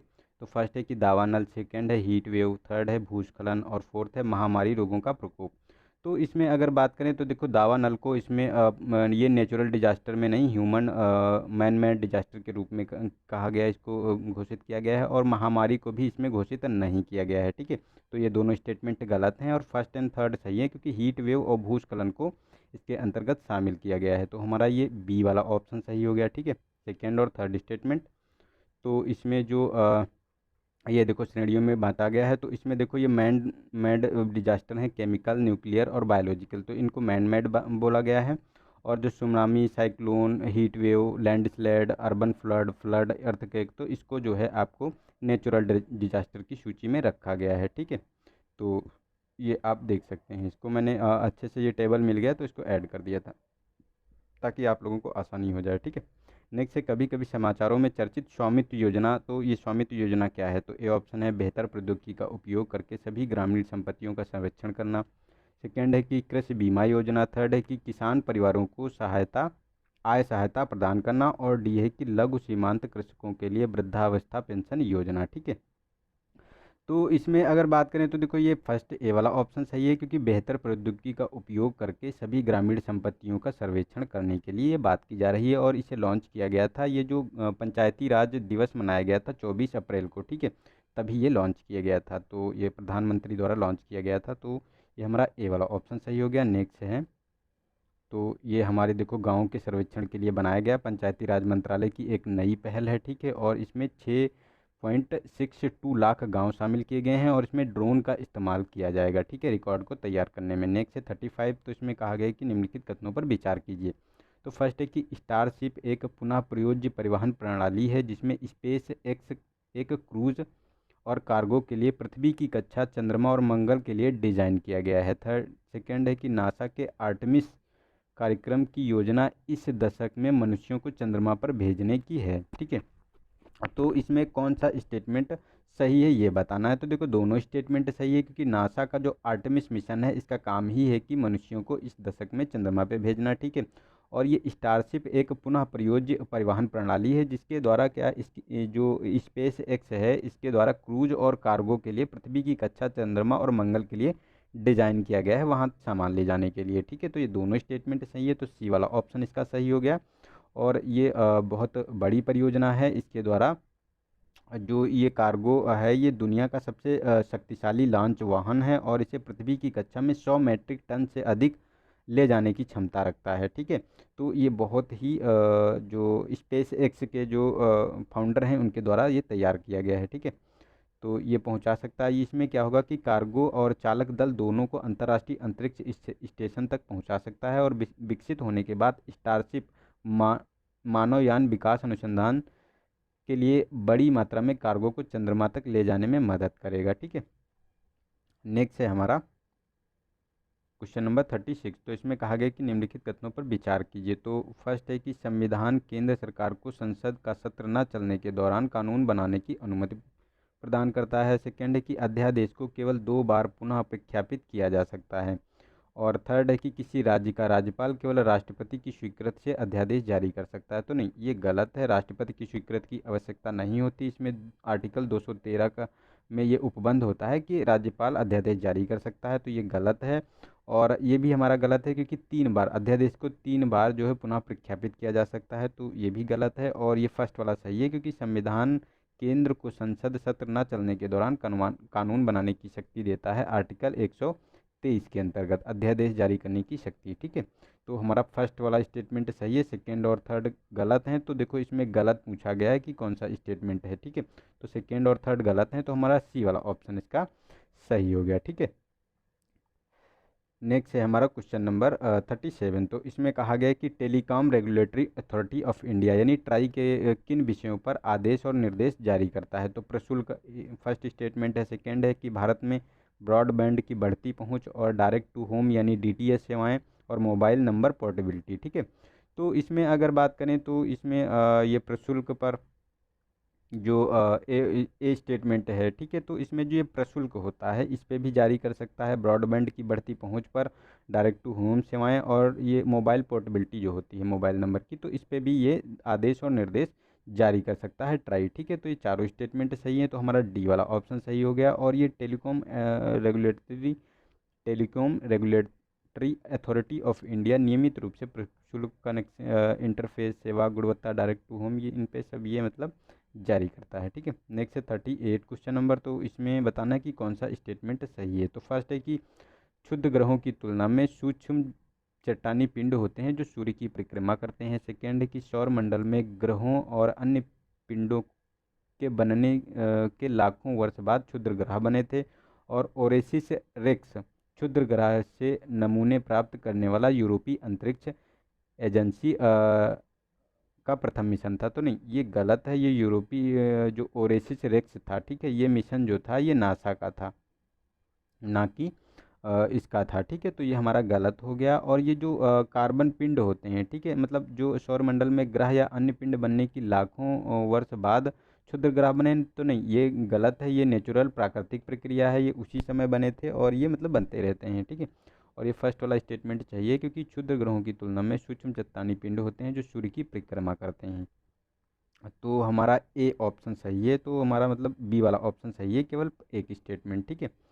तो इसमें ये शुद्ध ग्रह जो होते हैं सूर्य की परिक्रमा करते हैं, और ये 9,000 मतलब 9,94,383 ज्ञात क्षुद्र ग्रह जो मौजूद हैं वो भी 4.6 अरब साल पहले सौरमंडल के अवशेष से प्राप्त हुए थे। मतलब जब सौरमंडल का निर्माण हुआ था उसी समय ये बने थे, ठीक है। और ये देखो, ये नासा का मिशन है, ठीक है, तो उसी के संबंध में जो हमने बताया आपको, ठीक है। नेक्स्ट है 39 क्वेश्चन नंबर, तो इसमें बताना है कि कौन सा स्टेटमेंट सही है। तो फर्स्ट है कि केंद्र सरकार राज्य सरकारों के परामर्श के आवश्यक वस्तु के रूप में किसी वस्तु को जोड़ या हटा सकती है। वह संतुष्ट है कि जनहित में ऐसा करना आवश्यक है, तो आवश्यक वस्तु को अधिसूचित किया जा सकता है, ठीक है। सेकेंड कि आवश्यक वस्तु संशोधन अधिनियम 2020 में अधिनियम के दायरे में अनाज दाल और तिलहन को जोड़ा गया है। तो नहीं, ये गलत है। इसमें जो आवश्यक वस्तु संशोधन अधिनियम है, इसमें अनाज दाल तिलहन और प्याज को इससे हटा दिया गया है, ठीक है। तो ये गलत है। और फर्स्ट वाला स्टेटमेंट जो है, जो बात की जा रही है फर्स्ट वाले स्टेटमेंट की, तो हमारा ये सही है, क्योंकि इसमें जो केंद्र सरकार राज्य सरकार के परामर्श से अगर उसे लगता है कि कोई चीज़ उसमें से हटानी चाहिए या जोड़नी चाहिए तो वो कर सकती है, ठीक है। तो ए वाला ऑप्शन इसका सही हो गया। उसी के बारे में ये बात की जा रही है, ठीक है। देखो, वो किसी भी चीज़ को हटा सकती है या जोड़ सकती है, और अनाज दालें आलू प्याज खाद्य तिलहन और तेल को हटा दिया गया है, तो उसी के बारे में है, ठीक है। नेक्स्ट है हमारा 40 क्वेश्चन नंबर, तो इसमें कहा गया है कि 1992 में सुप्रीम कोर्ट ने इंदिरा सोहनी बनाम यूनियन ऑफ इंडिया में क्या निर्णय दिया था। तो फर्स्ट है कि आरक्षण के लिए किसी समूह के लिए मापदंड सामाजिक और शैक्षणिक पिछड़ापन होना चाहिए। सेकेंड है कि प्रशासन में दक्षता सुनिश्चित करने के लिए ऊर्ध्वाधर कोटा की 50% सीमा निर्धारित की गई है। थर्ड है कि किसी भी परिस्थिति में 50% कोटा सीमा का उल्लंघन नहीं किया जा सकता। तो ये गलत है। ये कहा था कि कोई मतलब अनकंडीशनल सिचुएशन बनती है तो उसमें इसको क्रॉस किया जा सकता है, ठीक है। लेकिन फर्स्ट एंड सेकंड स्टेटमेंट सही है, क्योंकि उसकी जो ऊर्ध्वाधर कोटे की दर थी वो 50% थी, और ये इसका जो आरक्षण का आधार था वो सामाजिक और शैक्षणिक पिछड़ापन था। तो हमारा फर्स्ट एंड सेकंड स्टेटमेंट सही है, तो ए वाला ऑप्शन इसका सही हो गया, ठीक है। तो उन्होंने 92 में यही कहा था, ठीक है। ये सामाजिक और शैक्षणिक पिछड़ापन होना चाहिए। अपनी मंडल आयोग की रिपोर्ट में भी बराबर रखा गया है, उसमें भी यही मतलब दिया गया था निर्णय, ठीक है। तो मंडल आयोग की रिपोर्ट और इन्होंने अपने उसको बनाए रखा था। नेक्स्ट है 41 क्वेश्चन नंबर, तो इसमें कहा गया कि संविधान के तहत अनुच्छेद 323 ए और अनुच्छेद 323 बी दोनों ही न्यायाधिकरण से संबंधित है। निम्नलिखित में से कौन से कथन इसके द्वारा स्थापित न्यायाधिकरणों के बीच अंतर स्पष्ट करता है। तो फर्स्ट है कि जो अनुच्छेद 323 ए के तहत न्यायाधिकरण केंद्र सरकार द्वारा स्थापित किए जाते हैं, जबकि अनुच्छेद 323 बी के तहत न्यायाधिकरण राज्य सरकारों द्वारा स्थापित किए जाते हैं। सेकेंड है कि अनुच्छेद 323 ए के तहत कर वित्तीय मामलों कर और वित्तीय मामले, जबकि अनुच्छेद 323 बी के अंतर्गत सामान्य मामले से संबंधित न्यायाधिकरण की स्थापना की जाती है, ठीक है। तो इसमें कौन सा स्टेटमेंट सही है ये बताना है। तो देखो, इसमें अगर बात करें तो ये दोनों के दोनों स्टेटमेंट गलत हैं, क्योंकि इसमें जो कहा गया है ना तो ये गलत है, क्योंकि इसमें जो ये दोनों के दोनों स्टेटमेंट गलत हैं, क्योंकि जो इसमें प्रोविज़न किया गया है तो देखो क्या हुआ है कि 323A के तहत न्यायाधिकरण केवल संसद द्वारा स्थापित किए जा सकते हैं, और 323B के तहत खाद्य सामग्री और काश्तकारी के तहत न्यायाधिकरण संसद और वह राज्य विधानसभाएं द्वारा उनकी विधायी क्षमता के भीतर आने वाले मामलों के संबंध में स्थापित किए जा सकते हैं। ठीक है, तो ये गलत कर दिया उन्होंने स्टेटमेंट ये वाला। और अनुच्छेद ए के तहत केंद्र सरकार के लिए केवल एक न्यायाधिकरण और प्रत्येक राज्य में दो या दो से अधिक के लिए न्यायाधिकरण की स्थापना की जा सकती है। ठीक है, और 330A का जो न्यायाधिकरण में कोई पदानुक्रम नहीं होता, जबकि 323B के न्यायाधिकरणों का एक पदानुक्रम निर्मित किया जा सकता है। ठीक है, तो ये गलत है स्टेटमेंट, वो दोनों के दोनों, तो डी ऑप्शन उसका सही है। ठीक है, नेक्स्ट है हमारा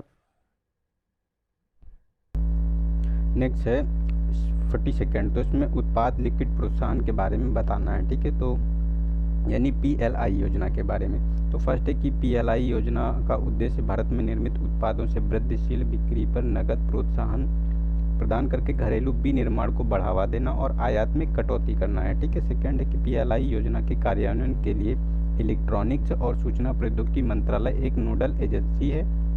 ठीक है, और थर्ड है कि यह योजना किसी भी नए क्षेत्र को जोड़ने के लिए केंद्रीय मंत्रिमंडल की मंजूरी की आवश्यकता होगी। तो नहीं, ये गलत स्टेटमेंट है, किसी मतलब मंत्रिमंडल की आवश्यकता नहीं होगी, ये जो भी मंत्रालय होगा, ठीक है, उसी के द्वारा इसको लागू किया जाएगा। तो ये हमारा जो थर्ड स्टेटमेंट तो हमारा नहीं, तो थर्ड स्टेटमेंट तो हमारा गलत है, लेकिन सेकंड और फर्स्ट हमारा स्टेटमेंट सही है, क्योंकि ये इलेक्ट्रॉनिक्स और सूचना प्रौद्योगिकी मंत्रालय एक नोडल एजेंसी होगी और इसमें वृद्धिशील बिक्री पर नकद के लिए प्रोत्साहन प्रदान करने के लिए विनिर्माण को बढ़ावा देना और आयात में कटौती करना होगा। ठीक है, तो ये दोनों स्टेटमेंट सही है, तो हमारा डी वाला ऑप्शन इसका सही है। इसको देखो सही कर लेना, ये थोड़ा सा मतलब यहाँ पे ऑप्शन गलत है। ठीक है, तो ये उसी के लिए है। देखो ये संबंधित मंत्रालय द्वारा लागू किया जाएगा, इसमें कैबिनेट मंत्रालय की आवश्यकता नहीं होगी। ठीक है, कैबिनेट की ज़रूरत नहीं होगी इसमें।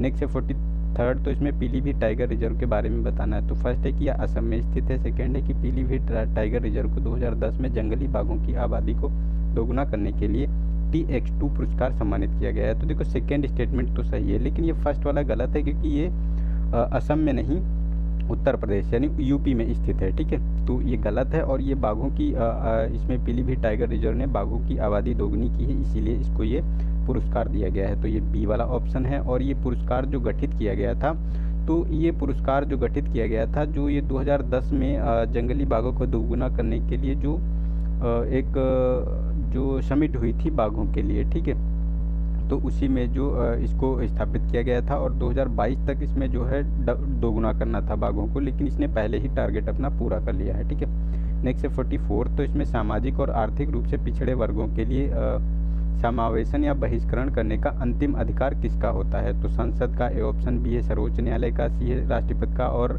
डी है राष्ट्रीय पिछड़ा वर्ग आयोग का। ठीक है, तो इसका देखो सी वाला ऑप्शन सही है, राष्ट्रपति का अधिकार होता है अंतिम जो समावेशन या बहिष्करण करने का अधिकार अंतिम जो है राष्ट्रपति का होता है, क्योंकि राष्ट्रपति क्या करता है इसमें जो संशोधन करता है, तो अंतिम यही राष्ट्रपति द्वारा इसमें अंतिम प्राधिकारी होता है। वैसे तो संसद का भी इसमें अधिकार होता है। ठीक है, तो ये जो 338B के तहत ये गठित किया जाता है, और सलाह राज्य द्वारा नीतियों के संबंध में मांगी जाती है और उसकी पहचान की जाती है, लेकिन अंतिम जो निर्णय लिया जाता है वो राष्ट्रपति ही इसका निर्धारण करता है। ठीक है, कि उन्हें इंक्लूड किया जाएगा या निकाला जाएगा। ठीक है, नेक्स्ट है 45, तो इसमें संविधान के भाग 14A के तहत गठित न्यायाधिकरण निम्नलिखित में से किस मामले की सुनवाई कर सकते हैं। तो फर्स्ट है कि विदेशी विनिमय। ठीक है, और सेकंड है कि शहरी संपत्ति संबंधी किराएदारी। थर्ड है कि जो संसद के किसी भी सदन में निर्वाचन, और फोर्थ है हमारा कि भूमि सुधार है। ठीक है, तो इसमें विदेशी विनिमय और शहरी संपत्ति, सरकारी किराएदारी, संसद के किसी भी सदन के लिए निर्वाचन और भूमि सुधार, इन चारों को इसमें इंक्लूड किया गया है। ठीक है, जो ये हमारा जो 14A के तहत गठित न्यायाधिकरण होता है। ठीक है, तो इसकी सुनवाई के लिए तो ये चारों के चारों स्टेटमेंट सही है, तो डी वाला ऑप्शन सही है। ये देखो ये गलत है, ये इसको थोड़ा सा आप लोग करना, ये डी वाला ऑप्शन इसका सही है। ठीक है, ये मिस प्रिंट कहीं कहीं हो गया है यार पीडीएफ को, मतलब कई दिनों से मैं बना रहा था और उसमें क्या हुआ तब भी इतना ज़्यादा मतलब उसमें कहीं ना कहीं मिस प्रिंट देखने को ही मिल गई है, ठीक है। तो उसको थोड़ा सा देख लेना। तो देखो मैं इसको सही कर दूंगा, अगर टाइम मिलेगा, और नहीं मिलेगा तो ऐसे डाल दूंगा। तो मैंने वीडियो तो बता ही दिया है वीडियो में, तो आप लोग थोड़ा सा देख लेना उसको, ठीक है। तो ये उसी के संबंध में है, ये देखो 323 बी है, और उसी के संबंध में जो ये इसका खंड 2 है, उसी में सभी या किन्हीं मामलों के संबंध में किसी भी विवाद या शिकायत या अपराध के लिए न्यायाधिकरण द्वारा न्याय निर्णयन या विचार का प्रावधान कर सकती है, जिसके संबंध में विधानमंडल को कानून बनाने की शक्ति प्राप्त होगी, ठीक है। तो उसी के संबंध में ये दिया गया है पूरा का पूरा, ठीक है। तो इसको आप लोग देख लेना एक बार। नेक्स्ट है 46। तो इसमें आदित्य 11 मिशन के बारे में बताना है कि कौन सा स्टेटमेंट सही है। तो फर्स्ट है कि यह भारत का पहला सौर मिशन है। सेकंड है कि सैटेलाइट को पृथ्वी की सतह से 36,000 किलोमीटर की ऊंचाई पर स्थापित किया जाएगा। थर्ड है इसे PSLV प्रक्षेपण यान द्वारा प्रक्षेपित किया जाएगा। तो देखो इसमें जो बात की जा रही है, तो ये भारत का पहला सौर मिशन है आदित्य L1, ये जो बात की जा रही है, तो ये तो हमारा स्टेटमेंट सही है, ठीक है। और जो सेकेंड वाला है ये हमारा गलत है, क्योंकि इसमें जो कहा जा रहा है 36,000 किलोमीटर, तो नहीं, ये 36,000 किलोमीटर नहीं, ये 800 किलोमीटर की निम्न कक्षा में इसे स्थापित किया जाएगा। तो ये हमारा गलत हो गया, और इसे PSLV प्रक्षेपण यान द्वारा इसे प्रक्षेपित किया जाएगा। तो ये 1 और 3 स्टेटमेंट इसका सही है, तो हमारा सी वाला ऑप्शन सही हो गया। और जो ये प्रक्षेपण यान होगा इसका, ठीक है, तो ये जो देखो 800 किलोमीटर है, और ये आदित्य L1 मिशन ये पहला भारतीय मिशन है, ठीक है।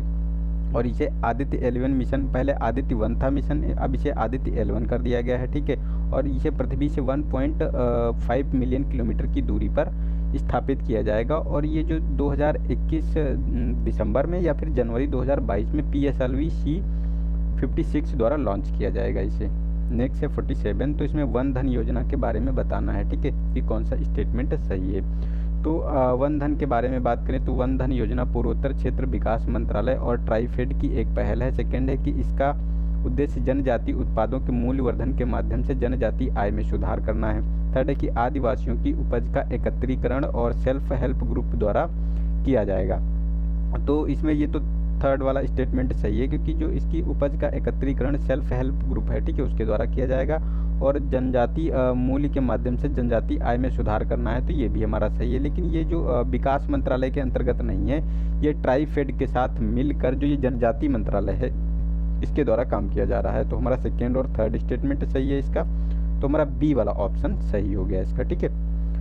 और ये योजना जो स्टार्ट की गई थी, तो ये जनजाति कार्य मंत्रालय द्वारा 14 अप्रैल 2018 को शुरू की गई थी जनजाति आय में सुधार करने के लिए, ठीक है। और ये जो प्रबंधन समिति SHG के द्वारा इसका जो वन धन होगा उसे शामिल किया गया है, मतलब उसके द्वारा एकत्रित किया जाएगा, ठीक है। नेक्स्ट है 48। तो इसमें लाईफाई प्रौद्योगिकी के संबंध में निम्नलिखित कथनों पर विचार कीजिए। तो लाईफाई एक वायरलेस तकनीकी है जो प्रति सेकेंड टेराबिट गति पर प्रति सेकेंड टेराबिट्स गति पर डेटा को संचारित करने के लिए उच्च आवृत्ति रेडियो का उपयोग करती है, ठीक है। सेकेंड है कि लाईफाई योजना जल के अंदर काम कर सकती है, जहां लाईफाई जल के अंदर काम कर सकती है जहां वाईफाई पूरी तरह से विफल हो जाती है, ठीक है। तो देखो फर्स्ट वाला स्टेटमेंट गलत है, क्योंकि इसमें जो ये रेडियो जो उच्च आवृत्ति रेडियो तरंगों का इस्तेमाल नहीं किया जाता है, इसमें ये गलत स्टेटमेंट है, ये तो वाईफाई में इस्तेमाल किया जाता था, ठीक है। तो ये जो प्रकाश तरंगें होती हैं, ठीक है, दृश्य प्रकाश, उसको यूज किया जाता है, तो ये गलत है। और सेकेंड सही है कि लाईफाई जो होती है ये जल में काम कर सकती है, लेकिन वाईफाई ये जल में विफल हो जाती है पूरी तरीके से, ठीक है। तो ये हमारा सेकेंड स्टेटमेंट सही है, तो हमारा बी वाला ऑप्शन सही हो गया। और इसमें जो ये देखो ये लाईफाई ये मतलब वाईफाई से 100 गुना अधिक तेज है, ठीक है, और दृश्य प्रकाश का उपयोग करती है। और ये जो लाईफाई होती है कम दूरी के डेटा को संचार प्रदान करती है, ठीक है। और ये लाईफाई जल में बहुत अच्छी तरीके से काम कर पाती है, ठीक है। तो ये भी है। नेक्स्ट है 49। तो इसमें बाल अधिकारों पर अभिसमय यानी convention on the rights of child के बारे में बताना है हमको कि कौन सा स्टेटमेंट सही है, ठीक है। तो इसमें अगर बात करें तो यह एक कानूनी रूप से बाध्यकारी अंतर्राष्ट्रीय अभिसमय है जो प्रत्येक बच्चे, नागरिक, राजनीतिक, आर्थिक, सामाजिक और सांस्कृतिक अधिकारों को स्थापित करती है। सेकंड है कि सरकारों के लिए यह आवश्यक है कि बच्चों को बुनियादी ज़रूरतों को पूरा करें और उनके संपूर्ण विकास को बढ़ावा दें, ठीक है। तो इसमें कौन सा स्टेटमेंट सही है ये हमें बताना है, ठीक है। तो ये बताना है कि कौन सा स्टेटमेंट इसमें सही है। तो इसमें अगर बात करें तो दोनों स्टेटमेंट सही है, क्योंकि ये जो ये बाध्यकारी कन्वेंशन जो है ये, ठीक है, अंतर्राष्ट्रीय कन्वेंशन जो बच्चों के लिए ये काम करती है और बच्चों की बुनियादी ज़रूरतों को पूरा करने और उनके विकास को बढ़ावा देती है। तो हमारा सी वाला ऑप्शन सही हो गया, दोनों स्टेटमेंट सही हैं, ठीक है। तो ये UNCRC एक अभिसमय है, कन्वेंशन है, ठीक है, जो इसके बारे में बात करती है बच्चों के बारे में, उनके विकास और उनके अधिकारों के बारे में, ठीक है। नेक्स्ट है 50 क्वेश्चन नंबर। तो इसमें सौर कलंक यानी सन स्पॉट के बारे में बताना है कि कौन सा स्टेटमेंट सही है। तो इसमें अगर सन स्पॉट के बारे में बात करें तो सौर कलंक कोरोना नामक क्षेत्र में सूर्य की सतह पर काला शीत क्षेत्र है। सेकेंड है कि संवहन को बाधित करने वाले चुंबकीय क्षेत्र प्रवाह की सांद्रता के कारण सतह के घटते तापमान के क्षेत्र हैं, ठीक है। तो इसमें ये सेकेंड स्टेटमेंट तो सही है, क्योंकि ये जो सन स्पॉट्स होते हैं ये संवहन को बाधित करने वाले चुंबकीय क्षेत्र प्रवाह की सांद्रता के कारण सतह के घटते तापमान का क्षेत्र होता है, लेकिन ये शीत क्षेत्र नहीं होता है। ये गलत स्टेटमेंट है इसमें, ठीक है। तो हमारा सेकेंड स्टेटमेंट इसमें सही है, तो बी वाला ऑप्शन सही है। और इसमें जो ये सूर्य प्रकाश क्षेत्र से उत्पन्न होने वाली अस्थायी परिघटना है जो निकटवर्ती क्षेत्रों की तुलना में गहरे रंग के दिखाई देते हैं, ठीक है। तो उन्हीं के बारे में बात करते हैं। नेक्स्ट है हमारा 51 क्वेश्चन नंबर। तो हाल ही में समाचारों में चर्चित विश्व जनसंख्या रिपोर्ट 2021 किसके द्वारा जारी की गई है, ठीक है। तो विश्व जनसंख्या रिपोर्ट तो विश्व बैंक, विश्व आर्थिक मंच और संयुक्त राष्ट्र जनसंख्या कोष और अंतर्राष्ट्रीय श्रम संगठन। तो देखो सी वाला ऑप्शन सही है, ये मतलब संयुक्त राष्ट्र जनसंख्या कोष के द्वारा विश्व जनसंख्या रिपोर्ट 2021 जारी की गई है, ठीक है। और इसका जो थीम था, ठीक है, तो ये my body is my own था इसका जो थीम था। नेक्स्ट है 52। तो इसमें कहा गया कि एक विश्व एक स्वास्थ्य में योगदान पशु मानव पारिस्थितिकी तंत्र इंटरफेस पर संक्रामक रोगों के जोखिम को कम करने के लिए एक जो रणनीतिक ढांचा निम्नलिखित में से किसकी वैश्विक पहल है। तो खाद्य एवं कृषि संगठन की, विश्व स्वास्थ्य संगठन की, संयुक्त पर्यावरण कार्यक्रम की, उपरोक्त सभी। तो ये देखो तीनों इसमें शामिल हैं। इसमें कृषि खाद्य एवं कृषि संगठन, विश्व स्वास्थ्य संगठन और संयुक्त राष्ट्र पर्यावरण संगठन तीनों शामिल हैं, जो ये मतलब एक विश्व एवं स्वास्थ्य में योगदान पशु मानव पारिस्थितिकी तंत्र इंटरफेस पर मिलकर काम कर रहे हैं, ठीक है।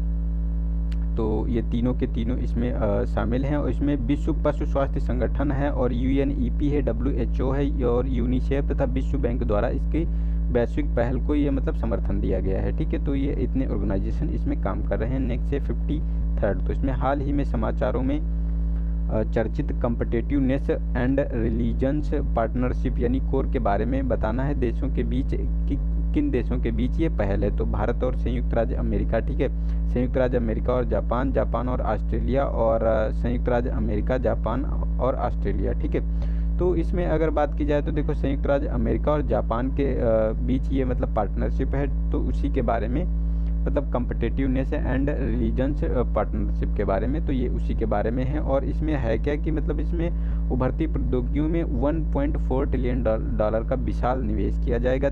चीन की जो हालिया मंशा को देखते हुए वाशिंगटन और टोक्यो ने competitiveness and religions partnership core की घोषणा की है, ठीक है। और इसमें 5G नेटवर्क की तैनाती के लिए अरबों रुपए का निवेश किया जाएगा। साथ ही जो विकासशील देश होते हैं उसमें डिजिटल बुनियादी ढांचे के निर्माण के लिए प्रतिबद्ध और वैश्विक डिजिटल मानकों को भी स्थापित किया जाएगा, ठीक है। तो उसी के संबंध में ये है, ठीक है। तो ये जो ट्रम्प युग नीति थी उसी को फॉलो किया जा रहा है, आगे बढ़ाया जा रहा है चाइना के खिलाफ। नेक्स्ट है निम्नलिखित में से कौन से कर्मचारी केंद्रीय प्रशासनिक न्यायाधिकरण यानी कैट के अंतर्गत आते हैं। तो रक्षा बलों के कर्मचारी। सेकेंड है कि उच्चतम न्यायालय के अधिकारी और सेवक, संसद के सचिवीय कर्मकारी जो सचिवालय होता है उसमें जो होते हैं, ठीक है। तो इन तीनों को इसमें शामिल नहीं किया गया है। ये जो सिविल सेवक होते हैं, ठीक है, लोक सेवक, उनको शामिल किया जाता है इसमें, ठीक है। तो ये हमारा डी वाला ऑप्शन है, कोई भी स्टेटमेंट इसमें सही नहीं है। और इसमें जो शामिल होते हैं तो ये कैटेट की स्थापना की गई थी 1985 में दिल्ली में, ठीक है। तो उसमें क्या था कि जो ये लोक सेवक होते थे उनको शामिल किया गया है, जैसे अखिल भारतीय सेवाएं, केंद्रीय सिविल सेवाएं, केंद्र के तहत सिविल पदों पर और रक्षा सेवा के सिविल कर्मचारियों के तक जो ये मतलब होते हैं, ठीक है, उनको शामिल किया जाता है। लेकिन इन कर्मचारियों और जो सर्वोच्च न्यायालय के अधिकारियों, सेवकों और संसद के सचिवालय कार्यों के इस दायरे में नहीं आते हैं, ठीक है। नेक्स्ट है 55। तो इसमें कहा गया कि रिवर्स ऑस्मोसिस सिस्टम हटा सकता है। तो धातु आयन, जलीय लवण, जीवाणु और शीशा, तो ये सभी को हटा सकता है रिवर्स ऑस्मोसिस सिस्टम, यानी जो आरओ होता है, ठीक है, उसी के बारे में बात की जा रही है। तो ये तीनों स्टेटमेंट सही है। तो ए वाला ऑप्शन, डी वाला ऑप्शन इसका सही है, ठीक है, डी वाला ऑप्शन इसका सही है। तो इसमें क्या होगा कि जो ये क्रोमियम, तांबा, क्लोराइड, सोडियम, आर्सेनिक और क्लोराइड, रेडियम सल्फेट, कैल्शियम, तो इन नाइट्रेट और फास्फेट से संदूषकों को, मतलब प्रदूषकों को ये कम कर सकता है, ठीक है, उसके प्रभाव को। नेक्स्ट है हमारा 56। तो इसमें भ्रष्टाचार सूचकांक 2019 यानी करप्शन परसेप्शन इंडेक्स 2019 के बारे में बात करना है कि किसके द्वारा जारी किया गया था। तो फर्स्ट ए ऑप्शन है यूनेस्को द्वारा, सेकेंड है कि ट्रांसपेरेंसी इंटरनेशनल के द्वारा, आर्थिक सहयोग और विकास संगठन के द्वारा और इंटरपोल के द्वारा। तो देखो इसका बी वाला ऑप्शन है, ये ट्रांसपेरेंसी इंटरनेशनल के द्वारा जारी किया जाता है। तो ये बी वाला ऑप्शन सही हो गया। नेक्स्ट है 57। तो इसमें कहा गया कि निम्नलिखित कथनों पर विचार कीजिए। तो फर्स्ट है कि inter governmental panel on climate change यानी IPCC की 1.5 डिग्री सेल्सियस रिपोर्ट का लक्ष्य वैश्विक कार्बन उत्सर्जन को 2050 तक शून्य करना है। सेकेंड है कि भारत में कृषि क्षेत्र ग्रीन हाउस गैस का एकमात्र सबसे बड़ा स्रोत है। तो ये गलत है। ग्रीन हाउस गैस का एकमात्र सबसे बड़ा स्रोत जो है ये इलेक्ट्रिसिटी जो डिपार्टमेंट है, विभाग है, ठीक है, वो है, ना कि कृषि क्षेत्र है, ठीक है। और ये फर्स्ट वाला सही है कि IPCC की 1.5 डिग्री सेल्सियस रिपोर्ट का लक्ष्य है कि जो कार्बन का उत्सर्जन है 2050 तक जीरो करना है, ठीक है। तो इसमें जो ए वाला ऑप्शन इसका सही हो गया। नेक्स्ट है क्वेश्चन नंबर 58। तो इसमें कहा गया कि राष्ट्रीय पिछड़ा आयोग यानी NCBC के बारे में बताना है कि कौन सा स्टेटमेंट सही है इसमें, ठीक है। तो फर्स्ट है कि राष्ट्रीय पिछड़ा वर्ग आयोग सामाजिक न्याय अधिकारिता मंत्रालय के तहत गैर संवैधानिक निकाय है। सेकेंड है कि आयोग इंदिरा साहनी बनाम भारत संघ का परिणाम था और आयोग नौकरियों में आरक्षण के उद्देश्य से पिछड़ा वर्ग के रूप में अधिसूचित समुदायों को सूचियों में शामिल किए जाने और बहिष्करण पर विचार करता है। आयोग के पास सिविल कोड के समान अधिकार होते हैं। तो सही बात है, सिविल कोड के समान अधिकार होते हैं। और जो पिछड़े वर्ग के आरक्षण के लिए जो नौकरियों में होता है उसके लिए काम करता है। और इंदिरा साहनी का जो आया था, ठीक है, उसके संबंध में था। और ये गैर संवैधानिक निकाय नहीं है, ये संवैधानिक निकाय है। इसे मतलब ये संविधान में संशोधन कर दिया गया है। तो ये 2, 3 और 4 स्टेटमेंट सही है। तो बी वाला ऑप्शन तो हमारा सही हो गया। और इसका जो ये 123वां संविधान संशोधन विधेयक 2017 का था और 102वां संविधान संशोधन 2018 में कर दिया गया है इसको। और भारतीय संविधान के अनुच्छेद 338B में इसे सामाजिक न्याय और अधिकारिता मंत्रालय के द्वारा शामिल किया गया है, ठीक है। तो उसके अंतर्गत इसको बनाया गया है। और इसकी जो NCRB अधिनियम 1993 की धारा 9 के अनुसार केंद्र सरकार को आवश्यक सलाह दे सकता है। इसी के तहत राज्य पिछड़ा आयोग के लिए आयोग गठित कर सकता है, ठीक है। तो ये राज्य पिछड़ा आयोग राष्ट्रीय अनुसूचित जाति आयोग के साथ साथ राष्ट्रीय अनुसूचित जनजाति आयोग के पास सिविल कोड के समान अधिकार होते हैं। उसी के समक्ष इसके पास भी अधिकार आ गए हैं, ठीक है। नेक्स्ट है ग्रीन बॉन्ड के बारे में बताना है कि कौन सा स्टेटमेंट हमारा सही है। तो फर्स्ट है कि ग्रीन बॉन्ड ऋण साधन है जिसका उपयोग सरकारों और उनकी संस्थाओं, अंतर्राष्ट्रीय संगठनों के साथ साथ निजी क्षेत्र और उनकी परियोजनाओं के लिए धन जुटाने के लिए किया जा सकता है जो जलवायु शमन और अनुकूलन में योगदान करते हैं। सेकेंड है कि केंद्र और राज्य सरकारों द्वारा ग्रीन बॉन्ड के सबसे बड़े जानकारी जारीकर्ता में से एक हैं। तो ये गलत है, ये केंद्र और राज्य सरकार जो है इसके सबसे बड़े जारीकर्ता नहीं है, ये गलत स्टेटमेंट है, ठीक है। और फर्स्ट वाला स्टेटमेंट तो सही है क्योंकि ग्रीन बॉन्ड जो होता है ये एक ऋण साधन होता है जिसका उपयोग संस्थाएं, अंतर्राष्ट्रीय संगठन, साथ साथ जो निजी संसाधन जुटाने के लिए होता है, निजी परियोजनाओं में धन जुटाने के लिए इसका इस्तेमाल किया जाता है और जलवायु शमन और अनुकूलन में भी योगदान करते हैं ये, ठीक है। तो ए वाला स्टेटमेंट हमारा सही है। और इसमें जो ये 2016 में पोलैंड द्वारा प्रथम सॉवरेन बॉन्ड जारी किया गया था और 22 देशों द्वारा ग्रीन बॉन्ड जारी किए जाते हैं जिसके माध्यम से $80 बिलियन से अधिक धन जुटाया जा सकता है, ठीक है। तो इसमें ये बहुत ही अच्छा मतलब इंस्ट्रूमेंट निकल के आया धन को जुटाने के लिए। और 2017 में ग्रीन बॉन्ड जारी किया गया था भारत के द्वारा, प्रतिभूति विनिमय से भी ने इसे जारी किया था, ठीक है, सूचीबद्ध किया गया इसके द्वारा। और ग्रीन बॉन्ड में जो ये भारतीय स्टेट बैंक है, ठीक है, निजी कंपनी और भारतीय स्टेट बैंक से भी जैसे सार्वजनिक संस्थाओं की द्वारा $10 बिलियन से अधिक का जारी किया गया है। तो मतलब ये ना कि केंद्र सरकार के द्वारा ना राज्य सरकार के द्वारा, ये जो निजी कंपनी होती हैं और स्टेट बैंक है तो इसके द्वारा जारी किए गए हैं सबसे ज़्यादा। नेक्स्ट है क्वेश्चन नंबर 60। तो इसमें कहा गया कि हाल ही में समाचारों में चर्चित शाफरी योजना किससे संबंधित है? तो जलीय कृषि उत्पादों के प्रमाणन योजना, रेशम क्षेत्र में कृषि वानिकी, बायोडिग्रेडेबल कचरे को संपीड़ित बायोगैस में परिवर्तित करना, डेयरी क्षेत्र का सतत विकास। तो इसमें अगर बात करें तो देखो ए वाला ऑप्शन इसमें सही है, क्योंकि जो ये शाफरी योजना चलाई गई थी ये जलीय कृषि उत्पादों के प्रमाणन के लिए योजना चलाई गई थी। और इसमें क्या था कि जो मत्स्य उत्पाद होता है, ठीक है, उसकी बेहतर गुणवत्ता दी जाए, और उसको जो झींगा वाली जो फर्म होती हैं, ठीक है, उनको मंजूरी दिया जाए इसमें सर्वश्रेष्ठ प्रथाओं को, ताकि उनको और अच्छे से बनाया जा सके, क्योंकि फ्रोजन झींगा भारत का सबसे बड़ा निर्यातक समुद्री सी फूड होता है, ठीक है। तो उसको और अच्छा बनाने की बात की जा रही है ताकि एक्सपोर्ट बढ़ सके। नेक्स्ट है 61। तो इसमें ब्रेन फिंगरप्रिंटिंग के बारे में बताना है कि कौन सा स्टेटमेंट सही है। तो फर्स्ट है कि ब्रेन फिंगरप्रिंटिंग पूछताछ का एक तरीका है जिसमें व्यक्तियों के मस्तिष्क की प्रक्रिया का अध्ययन करके अपराधों की जांच की जाती है। सेकेंड है कि मानव मस्तिष्क में विद्युत व्यवहार का अध्ययन करने के लिए किया जाता है। थर्ड है कि सुप्रीम कोर्ट ने फैसला दिया है कि ब्रेन फिंगरप्रिंटिंग परीक्षण में किसी भी व्यक्ति को उनकी सहमति के बिना मजबूर नहीं किया जा सकता, और परीक्षण के लिए परिणामों को केवल सबूत के रूप में स्वीकार नहीं किया जा सकता। मतलब अगर वही केवल सबूत हैं, ठीक है, तो उनको स्वीकार नहीं किया जा सकता। तो ये तीनों स्टेटमेंट सही हैं इसमें, तो हमारा डी वाला ऑप्शन सही है। तो ये brain electrical oscillation signature profiling यानी BEOSP, जिसे ब्रेन फिंगरप्रिंट के रूप में जाना जाता है, ठीक है। तो उसी के बारे में है जो हमने डिस्कस किया यहाँ पर, ठीक है। नेक्स्ट है 62। तो इसमें हाइड्रोजन से हल्की होती है हवा, जो है हाइड्रोजन से हल्की होती है, नहीं सॉरी, हाइड्रोजन हवा से हल्की होती है। हाइड्रोजन ब्रह्मांड में सबसे प्रचुर मात्रा में पाया जाने वाला रासायनिक पदार्थ है। भारत में हाइड्रोजन का उत्पादन मुख्य रूप से अक्षय ऊर्जा स्रोतों में से होता है। तो नहीं, ये गलत है, ये तो गलत स्टेटमेंट है। और फर्स्ट वाला सही है, क्योंकि हाइड्रोजन जो है हवा से हल्की होती है, और हाइड्रोजन ब्रह्मांड में सबसे प्रचुर मात्रा में पाया जाने वाला रसायन है, ठीक है। तो ये हमारा बी वाला ऑप्शन सही हो गया।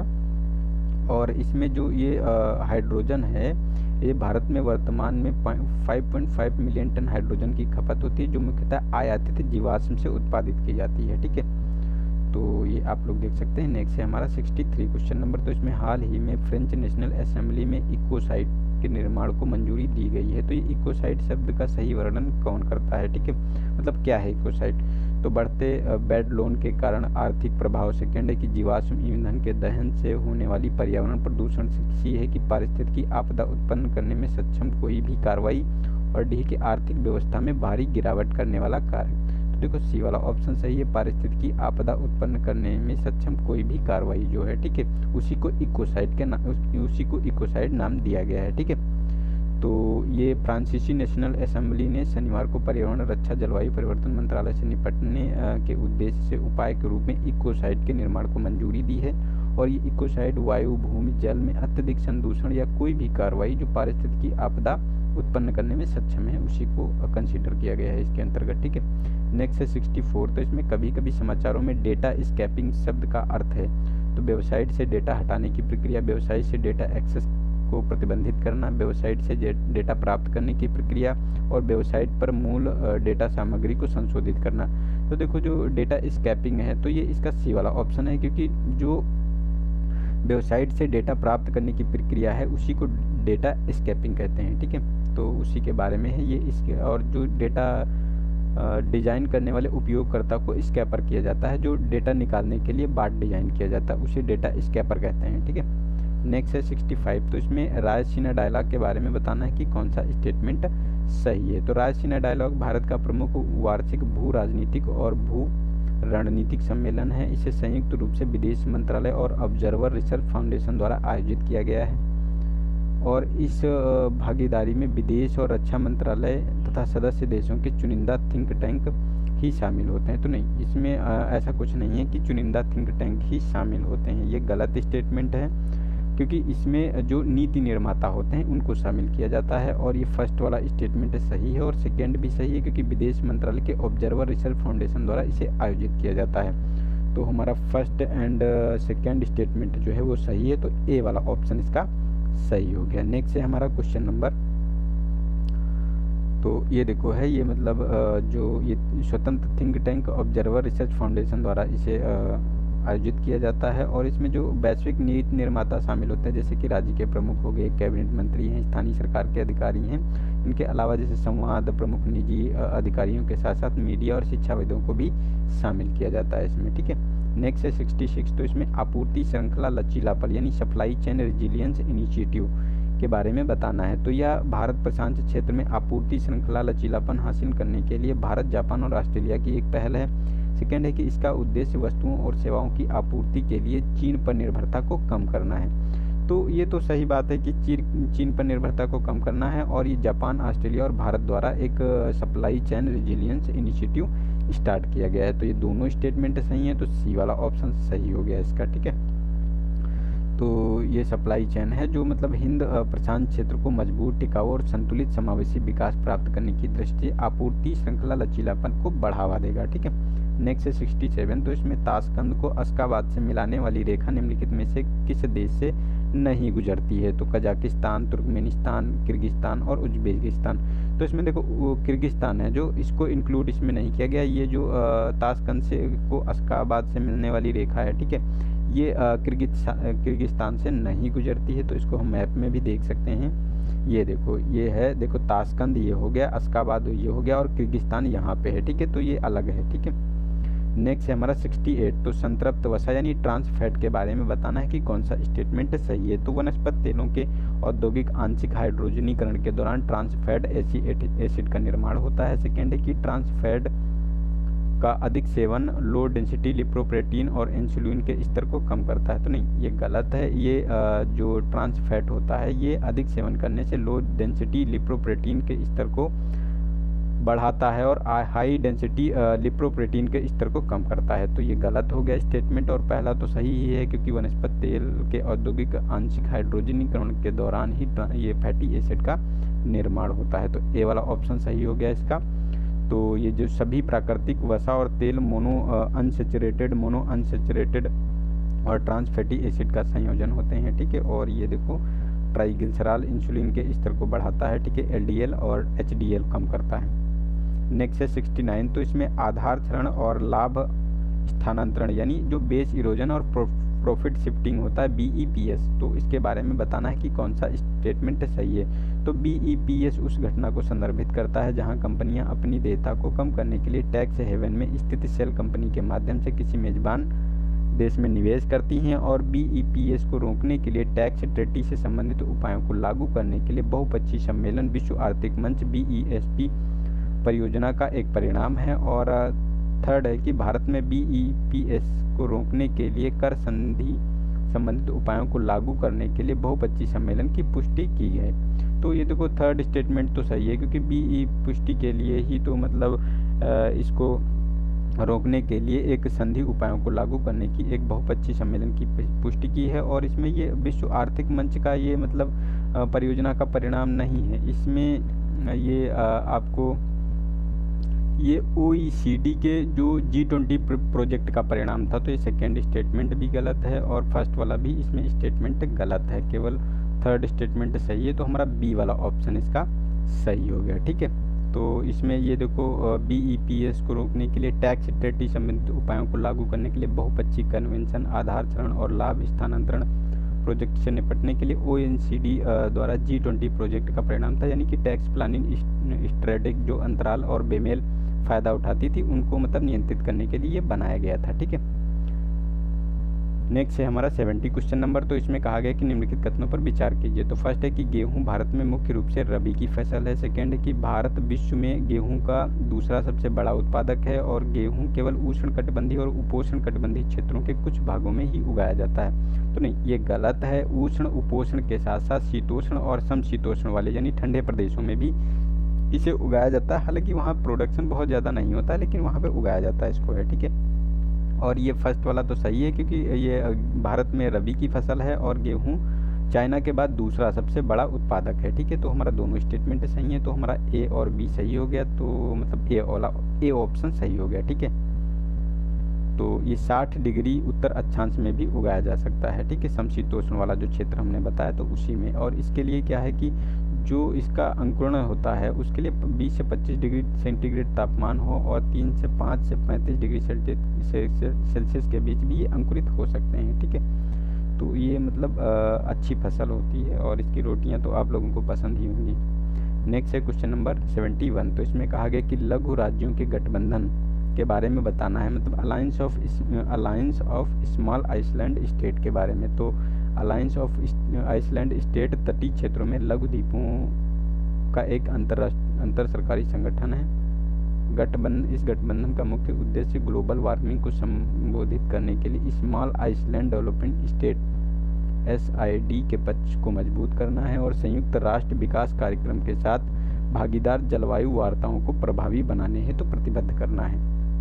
तो जो इसके बारे में ये बात की जा रही है, ठीक है, तो ये सारे स्टेटमेंट सही हैं, क्योंकि ये जो इसीलिए बनाया ही गया है कि मतलब जो ये बहुत ज़्यादा टेम्परेचर बढ़ रहा है तो उसको कैसे कंट्रोल किया जाए, क्योंकि छोटे छोटे ये द्वीप जो स्टेट होते हैं, ठीक है, ये डूब रहे हैं, तो उसी की वो अपनी चिंता को जाहिर कर रहे हैं। और इसमें ये तटीय जो देश हैं, ये 44 देशों का ये संगठन है जो सुबेदे की समस्याओं को उजागर करने के लिए अपने प्रयासरत हैं, ठीक है। तो उसके लिए वो कहते हैं कि हमारी तरफ भी ध्यान दिया जाए थोड़ा सा, ठीक है।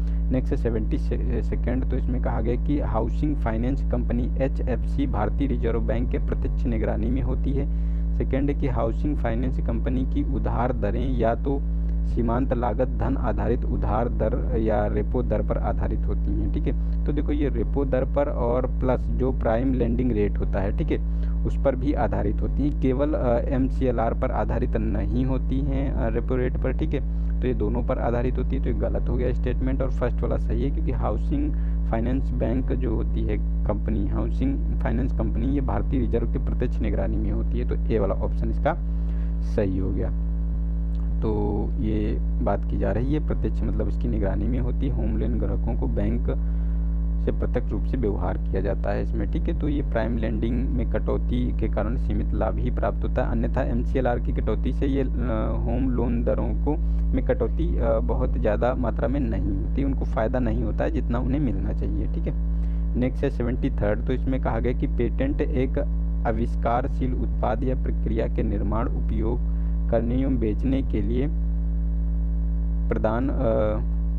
बेचने के लिए विशेष अधिकार है। पेटेंट कानूनों को आमतौर पर आधार उचित ठहराया जाता है कि लोगों के पास अपने आविष्कार पर नियंत्रण का दावा करने का एक प्राकृतिक और नैतिक अधिकार हो, ठीक है। तो ये सही बात है, क्योंकि ये इसीलिए तो होता ही है क्योंकि ये मतलब अपने अधिकार का दावा करते हैं कि उन्होंने जैसे किसी चीज़ पे रिसर्च डेवलपमेंट पे खर्च किया है तो उसका उनको मतलब अधिकार होना चाहिए।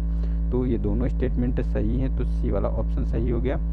नेक्स्ट है, तो ये पेटेंट के बारे में ये उनका दावा होता है और लाइसेंसिंग आविष्कार को बढ़ावा देने के लिए और ये सब होता है, तो ये बहुत ज़्यादा न्यूज़ में है, तो ये तो पता ही होगा, ठीक है।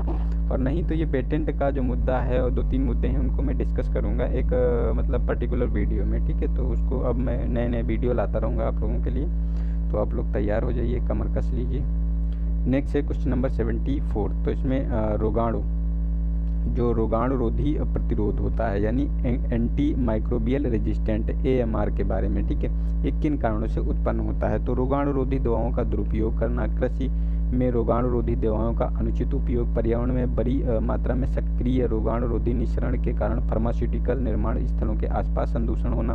तो ये तो सिंपल सी बात है, अगर इन चीज़ों का प्रयोग ज़्यादा मात्रा में होगा तो ये तो होगा ही, ये तो तीनों स्टेटमेंट सही हैं, तो डी वाला ऑप्शन हमारा ये सही हो जाता है, ठीक है। नेक्स्ट है हमारा क्वेश्चन नंबर 75। तो इसमें हेक्लोक्लास्टी शब्द किससे संबंधित है? तो ए ऑप्शन है क्रिप्टो करेंसी माइनिंग की एक विधि से। सेकेंड है कि क्वांटम की डिस्ट्रीब्यूशन टेक्नोलॉजी से। सी है हेलीकॉप्टर पर लगे लेजर सक्षम उपकरण से। और डी है कि नमक के क्रिस्टल की वृद्धि के कारण होने वाली भौतिक अपक्षय से, ठीक है। तो इसका डी वाला ऑप्शन सही है, नमक की क्रिस्टल की वृद्धि के कारण होने वाले भौतिक अपक्षय से होता है, क्योंकि इसमें क्या हुआ है कि अभी जो शोधकर्ताओं ने बताया कि जो इंडोनेशिया के सुलावेसी द्वीप पर दक्षिणी सुलावेसी में जो गुफा स्थित चित्र थे जो 45,000 से 2,000 साल पुराने हैं, जो प्लास्टोसीन युग के रॉक पेंटिंग अपक्षयित हो रही हैं, ठीक है। तो इसी के लिए ये न्यूज़ में था, क्योंकि वो जब बढ़ता है तो वो मतलब ये घटने लगता है।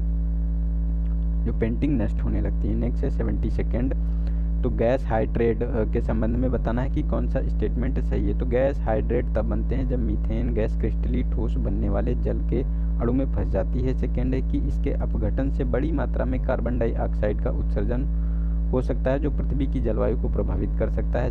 थर्ड है कि समुद्र अधस्तर से दबित मीथेन गैस के अचानक निकलने से सबमरीन भूस्खलन हो सकता है जो बदले में सुनामी का कारण बन सकता है। तो ये सही बात है, अगर बहुत ज़्यादा मात्रा में मीथेन ऊपर आएगी तो ये मतलब सुनामी का कारण भी बन सकता है, ठीक है। और इसमें जो ये अपघटन में बड़ी मात्रा में कार्बन डाइऑक्साइड नहीं होती, ये आपको मीथेन देखने को मिलेगी, CH4, ठीक है, मीथेन देखने को मिलेगी। तो सेकेंड स्टेटमेंट हमारा गलत है और फर्स्ट सही है, क्योंकि गैस हाइड्रेट तब बनती है जब मीथेन जैसे क्रिस्टली ठोस बनने वाले जल जो होता है ये जल के अणुओं में फंस जाते हैं, ठीक है।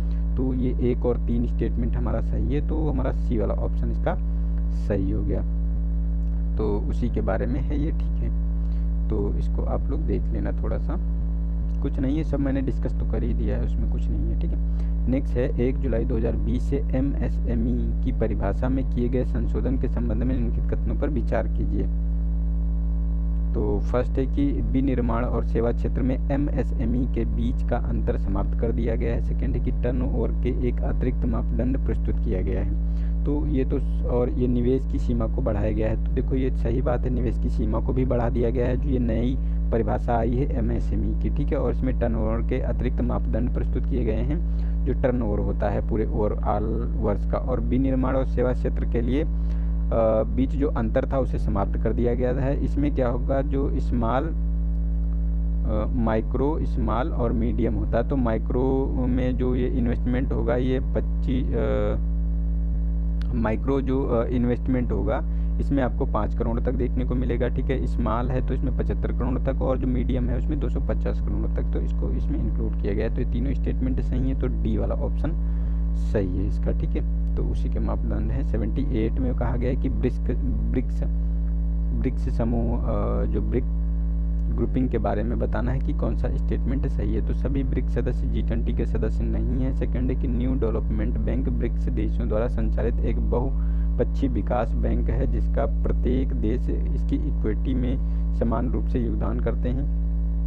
तो कौन सा स्टेटमेंट सही है? तो देखो सेकेंड तो सही है, क्योंकि जो ये बैंक बनाया गया था उसमें समान सभी को अधिकार है, समान उनका फाइनेंस है उसमें, और सभी के पास समान शक्ति, वोट की शक्ति प्राप्त है उसमें, ठीक है। लेकिन ये फर्स्ट वाला गलत है, क्योंकि ये जो ब्रिक कंट्री है ना ये G20 के सदस्य हैं, तो सभी के सभी, तो ये हमारा गलत हो गया। तो केवल सेकेंड स्टेटमेंट सही है, तो हमारा डी वाला ऑप्शन इसका सही हो गया।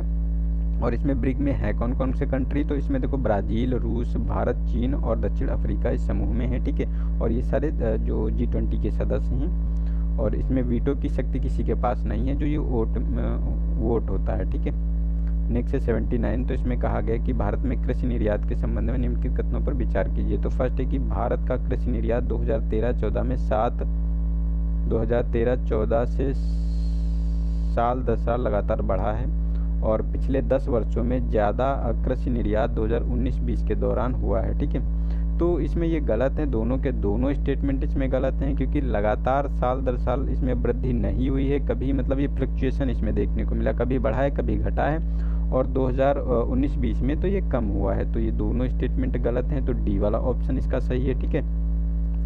इसमें आप चार्ट में भी देख सकते हो, तो देखो ये देखो 2019-20 में 1.7% रहा है, ठीक है। और 14 से 15 यानी 11 से 14 से 15 के बीच ये 11.5 रहा है, और 2019-20 में 3.7 रहा है, ठीक है। तो ये ग्रोथ रेट इसकी देख सकते हैं। और जो इसमें जो निर्यात की बात की जा रही है, तो देखो सबसे ज़्यादा ये मतलब 43.1% था, ये 13-14 में था। उसके बाद ये 2019 में तो ये 37.0 रह गया है, ठीक है। और देखो उसके बाद ये घटा है, फिर घटा है, फिर घटा है, फिर बढ़ना चालू हुआ है, तो इस तरह ये मतलब घटता बढ़ता रहता है। नेक्स्ट है 80 क्वेश्चन नंबर, तो जबरन गायब यानी इनफोर्स डिसअपियरेंस के बारे में बताना है कि कौन सा विचार मतलब कौन सा स्टेटमेंट सही है। तो जबरन गायब होने का अर्थ है किसी व्यक्ति को किसी राज्य या राजनीतिक संगठन द्वारा गुप्त रूप से कैद किया जाना, या उसके बाद व्यक्ति के स्थान को स्वीकार करने से इनकार कर देना। सेकेंड है कि जबरन गायब होने से मुक्त होने के अधिकार की रक्षा के लिए अंतर्राष्ट्रीय समुदाय ने सभी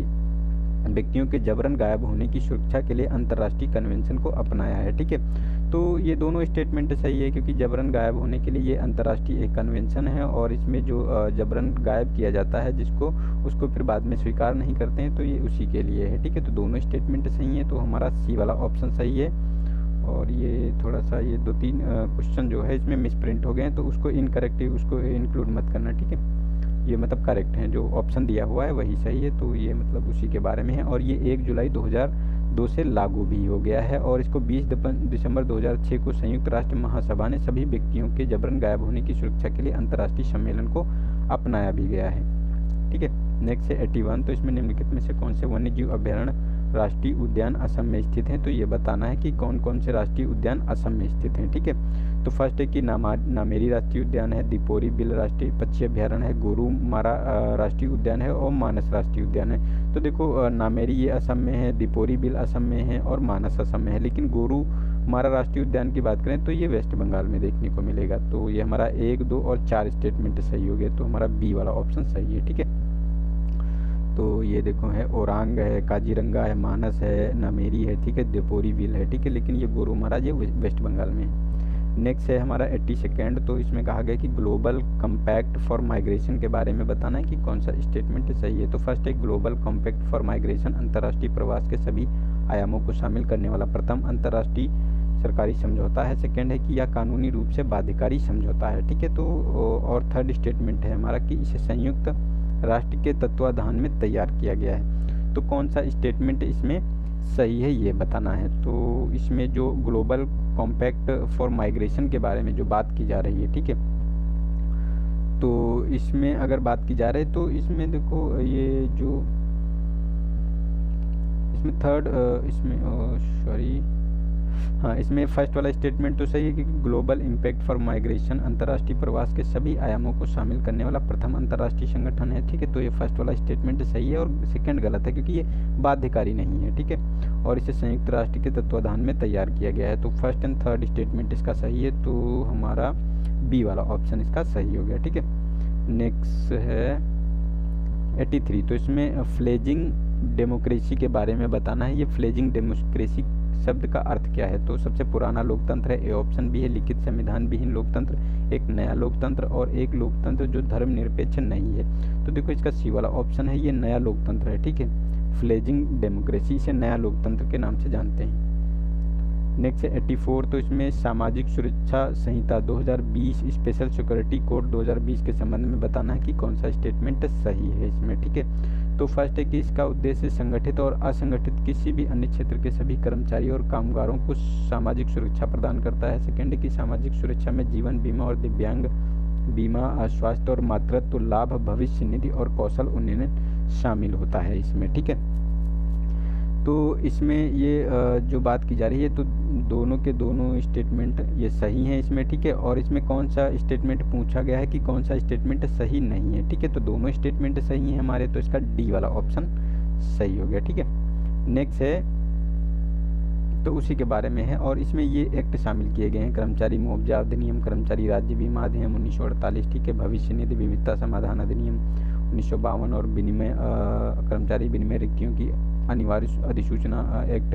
तो ये सारे एक्ट इसमें शामिल किए गए हैं। ठीक है, उन्हीं के अंतर्गत इनको प्राप्त होता है। नेक्स्ट है 85। तो इसमें हाल ही में संयुक्त राज्य अमेरिका ने विश्व व्यापार संगठन WTO में कोविड-19 के टीके की बौद्धिक संपदा के अधिकार को व्यापार संबंधी पहलुओं यानी ट्रिप्स में अस्थायी छूट के लिए अपना समर्थन किया है। इस संबंध में निम्नलिखित कथनों पर विचार करना है। तो ट्रिप्स छूट कोविड-19 टीकों के निर्माण पर कानूनी प्रतिबंध हटा देगी और IP सुरक्षा को समाप्त करने से दवा कंपनियों पर प्रौद्योगिकी हस्तांतरण या साझा करने के लिए कानूनी आवश्यकता लागू होगी। ठीक है, तो नहीं, ये सेकंड स्टेटमेंट गलत है, इसमें कोई कानूनी बाध्यता इसमें लागू नहीं होगी, और फर्स्ट वाला स्टेटमेंट सही है क्योंकि ट्रिप्स जो छूट है ये कोविड-19 टीकों के निर्माण पर कानूनी प्रतिबंध हटा देगी। ठीक है, तो ये फर्स्ट वाला तो स्टेटमेंट इसका सही है, लेकिन सेकेंड हमारा गलत है, और सही पूछा गया है तो ये हमारा फर्स्ट वाला ऑप्शन सही हो गया।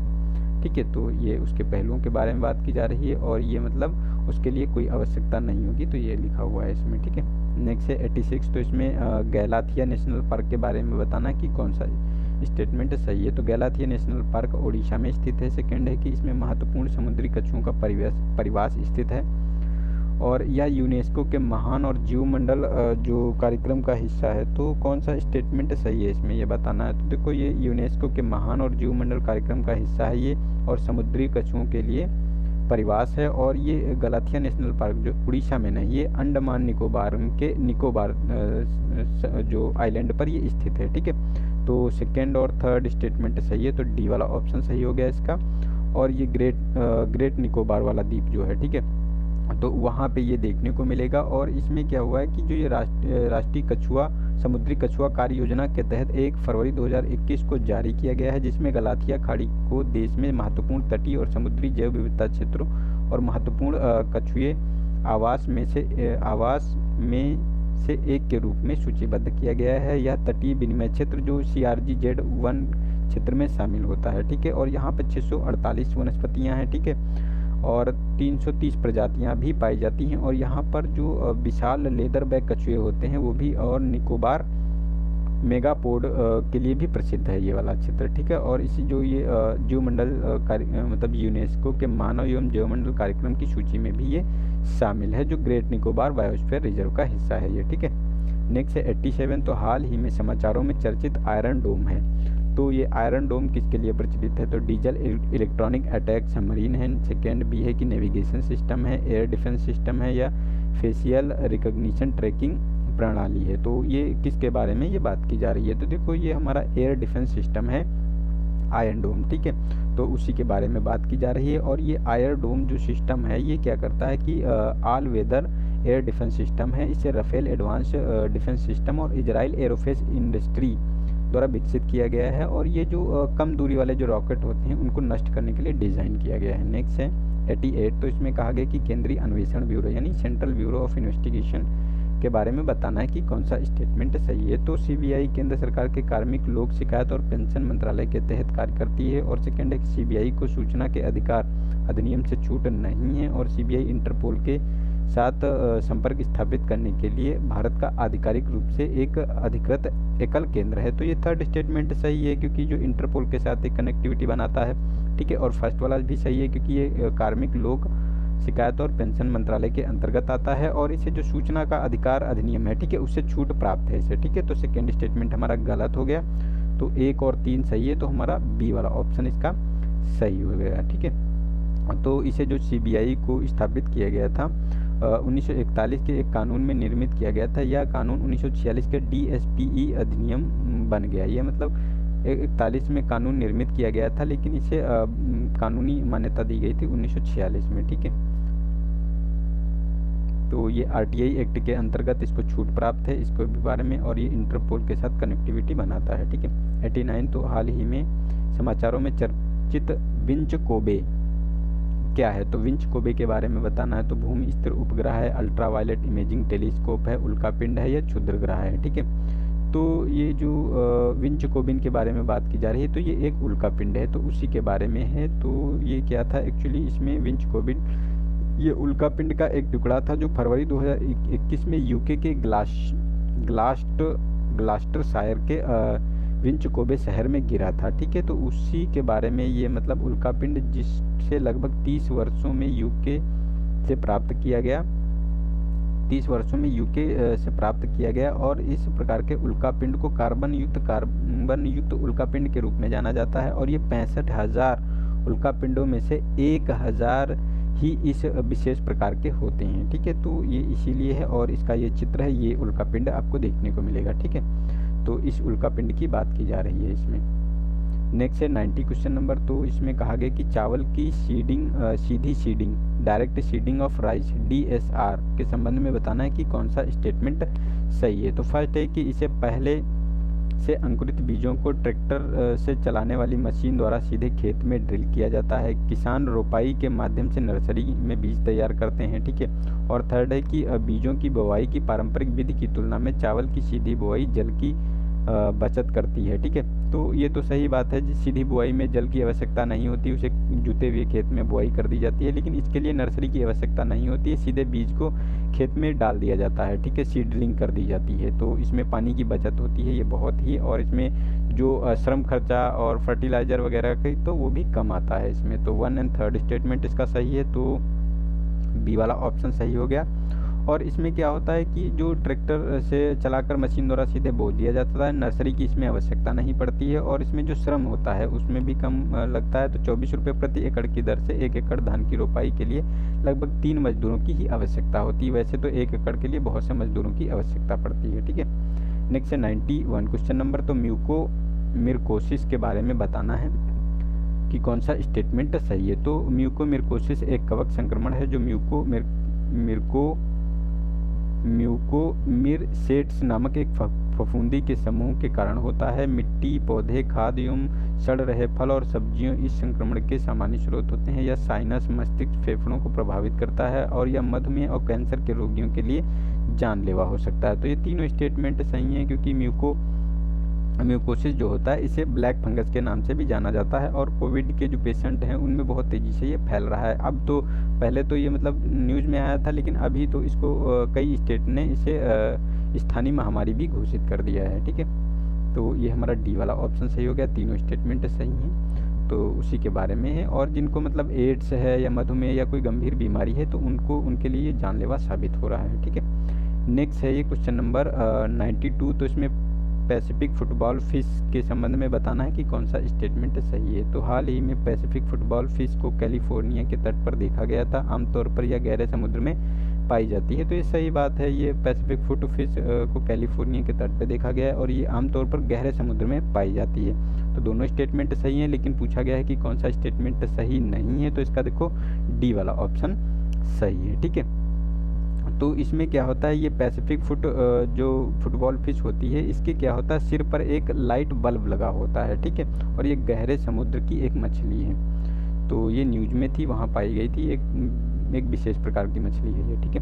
नेक्स्ट है कि भारत में कुल स्थापित नवीकरणीय ऊर्जा क्षमता में 2/3 से अधिक हिस्सेदारी पवन और सौर ऊर्जा की है। सेकेंड है कि भारत में कुल स्थापित नवीकरणीय ऊर्जा क्षमता में आधे से अधिक का योगदान कर्नाटक और तमिलनाडु द्वारा किया गया है जाता है, ठीक है। तो ये जो बात की जा रही है तो ये गलत है, क्योंकि खाली कर्नाटक और तमिलनाडु के द्वारा नहीं, इसमें गुजरात भी शामिल है, ठीक है। क्योंकि गुजरात की भी अच्छी खासी मतलब एनर्जी उत्पादन क्षमता है। और फर्स्ट वाला स्टेटमेंट तो सही है, क्योंकि नवीकरणीय ऊर्जा क्षेत्र में जो पवन और सौर ऊर्जा की हिस्सेदारी है वो 2/3 है, क्योंकि इसमें तो ये हमारा फर्स्ट वाला स्टेटमेंट पहले सही हो गया। और इसमें अगर हम देखें तो 31 अगस्त 2020 का जो डाटा है उसमें नवीकरणीय ऊर्जा क्षमता में 88.79 गीगावाट थी, जिसमें सौर और पवन ऊर्जा की हिस्सेदारी की बात करें तो 35.73 गीगावाट और 37.99 गीगावाट है, ठीक है। और बायोगैस और लघुपन का योगदान 10 और 4 गीगावाट है, तो ये बहुत कम है। तो 2/3 आपको पवन और सौर ऊर्जा से आएगी। और इसमें जो गुजरात की कुल नवीकरणीय ऊर्जा क्षमता में वित्त वर्ष 2010 में 10,000 मेगावाट से अधिक हो गई है, जो कर्नाटक और तमिलनाडु के बाद गुजरात की 10 गीगावाट से अधिक क्षमता है, ठीक है। तो क्षमता वाला तीसरा ये राज्य बन गया है। नेक्स्ट है क्वेश्चन नंबर 94। तो इसमें इनर लाइन परमिट के बारे में बताना है। तो फर्स्ट है कि गैर मूल निवासियों द्वारा इनर लाइन परमिट के तहत संरक्षित राज्य में आने या रहने के लिए आवश्यक दस्तावेज होता है, और जो वर्तमान में केवल अरुणाचल प्रदेश, नागालैंड और मिजोरम में इसकी आवश्यकता होती है। और इनर लाइन परमिट केंद्र सरकार द्वारा जारी किया जाता है।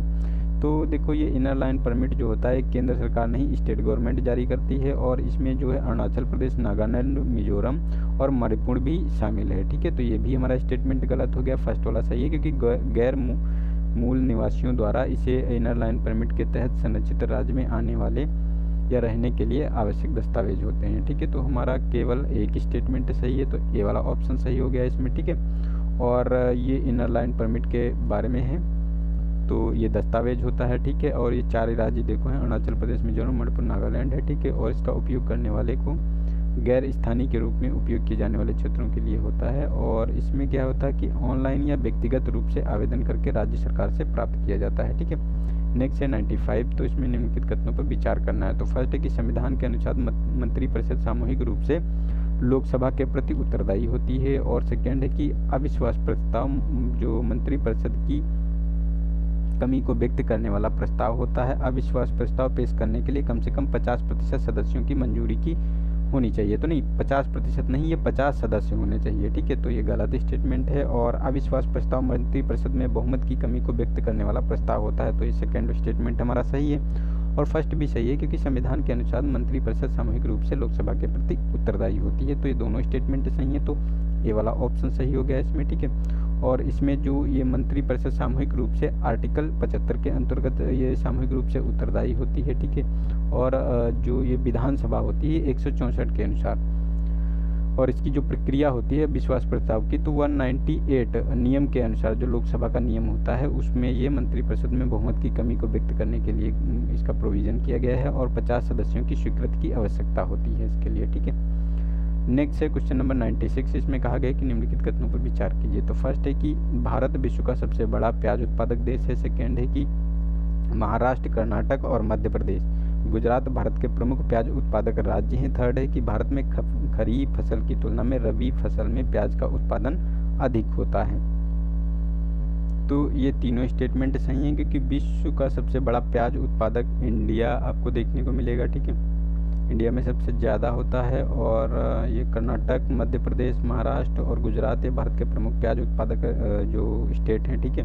और जो ये खरीफ की फसल की तुलना में रबी में प्याज का उत्पादन अधिक होता है, ठीक है। नहीं, ये फर्स्ट सॉरी इसमें जो ये फर्स्ट वाला है ये गलत है, क्योंकि ये सेकेंड हाईएस्ट प्रोड्यूसर इंडिया है। फर्स्ट पोजीशन पे चाइना आपको देखने को मिलेगा, ठीक है। तो हमारा 2 और 3 स्टेटमेंट सही है, ठीक है। तो हमारा डी वाला ऑप्शन सही हो गया। तो इसमें क्या है कि देखो भारत चीन के बाद दुनिया का दूसरा सबसे बड़ा प्याज उत्पादक है। महाराष्ट्र, कर्नाटक, मध्य प्रदेश, गुजरात, बिहार, आंध्र प्रदेश, राजस्थान, हरियाणा और तेलंगाना देखो आपको देखने को मिलेगा। 22 टन के प्याज उत्पादन का 70% हिस्सा अगस्त और सितंबर माह में होता है, जबकि खरीफ की फसल में ये बहुत कम होता है, ठीक है। तभी ये प्याज 2 महीने में जो अक्टूबर और नवंबर में इसकी कमी देखी जाती है। नेक्स्ट है 97 क्वेश्चन नंबर। तो नॉन फिजिबल टोकन NFT के बारे में बताना है कि कौन सा स्टेटमेंट सही है। तो नॉन फिजिबल टोकन विशिष्ट डिजिटल संपत्ति है, जिसमें प्रत्येक टोकन एक विशिष्ट मूल्य होता है, ठीक है। और NFT अंतः परिवर्तनीय नहीं होता है। NFT में digital real estate, digital art और संगीत शामिल होता है। तो ये सही बात है कि इसमें डिजिटल रियल इस्टेट और डिजिटल आर्ट और संगीत शामिल होता है, और ये अंतः परिवर्तनीय नहीं होता है, और ये मतलब एक टोकन के रूप में विशिष्ट मूल्य होता है, ठीक है। तो ये तीनों स्टेटमेंट सही है, तो डी वाला ऑप्शन इसका सही हो गया, ठीक है। तो उसी के बारे में है, ये अंतः परिवर्तनीय नहीं है, ये एक विशिष्ट टोकन होता है, ठीक है। और ये जो इसका जो समान आइटम में बदला नहीं जा सकता इसको, ठीक है। नेक्स्ट है 98 क्वेश्चन नंबर। तो निम्नलिखित कथनों पर विचार करना है। तो फर्स्ट है कि भारत दुनिया का सबसे बड़ा तेल आयातक है। भारत के तेल आयात का सबसे बड़ा हिस्सा इराक से आता है। और ओपेक प्लस कच्चे उत्पादकों का गठबंधन जो 2017 में तेल बाजार की आपूर्ति में सुधार कर रहे हैं, ठीक है। तो कौन सा स्टेटमेंट इसमें सही है ये बताना है। तो इसमें देखो सही की बात करें तो देखो सेकेंड और थर्ड स्टेटमेंट सही है, क्योंकि भारत तेल आयात का सबसे बड़ा हिस्सा इराक से करता है, ठीक है।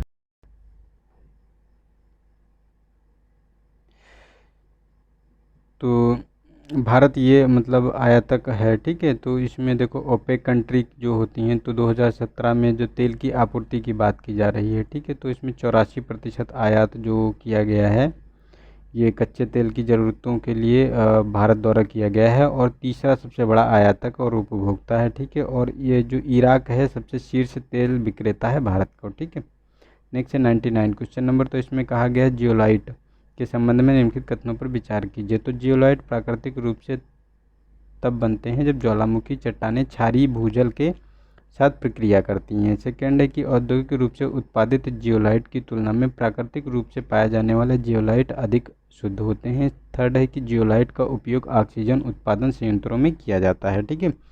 तो इसमें जो जियोलाइट की बात की जा रही है तो ये गलत स्टेटमेंट है हमारा सेकेंड वाला। फर्स्ट एंड थर्ड तो सही है, क्योंकि सेकेंड वाला गलत है, क्योंकि ये अधिक शुद्ध नहीं होते, ये मतलब बहुत कम रेयर केस में शुद्ध रूप में पाए जाते हैं, वैसे तो ये मिक्सचर रूप में पाए जाते हैं, ठीक है। और ये थर्ड वाला तो सही है, क्योंकि ऑक्सीजन उत्पादन क्षमता संयंत्रों में किया जाता है इसका उपयोग। और जियोलाइट प्राकृतिक रूप से तब बनते हैं जब ज्वालामुखी चट्टानें क्षारीय भूजल के साथ प्रक्रिया करती हैं। तो 1 और 3 स्टेटमेंट इसका सही है, तो हमारा बी वाला ऑप्शन इसका सही हो गया। ठीक है, नेक्स्ट है, और ये न्यूज में क्यों था, क्योंकि ये एयर इंडिया ने रोम और बेंगलुरु के बीच 2 उड़ानों में जो ऑक्सीजन उत्पादन संयंत्रों में इस्तेमाल होने वाले 35 टन जियोलाइट खनिज को एयरलिफ्ट किया था, इसीलिए ये बहुत ज़्यादा न्यूज में था। तो ये प्रेशर स्विंग एंडोसॉर्ब तकनीकी पर आधारित होता है। ठीक है, तो ये बड़े पैमाने पर औद्योगिक रूप में उत्पादित किया जाता है, तो उसी के लिए ये न्यूज में था।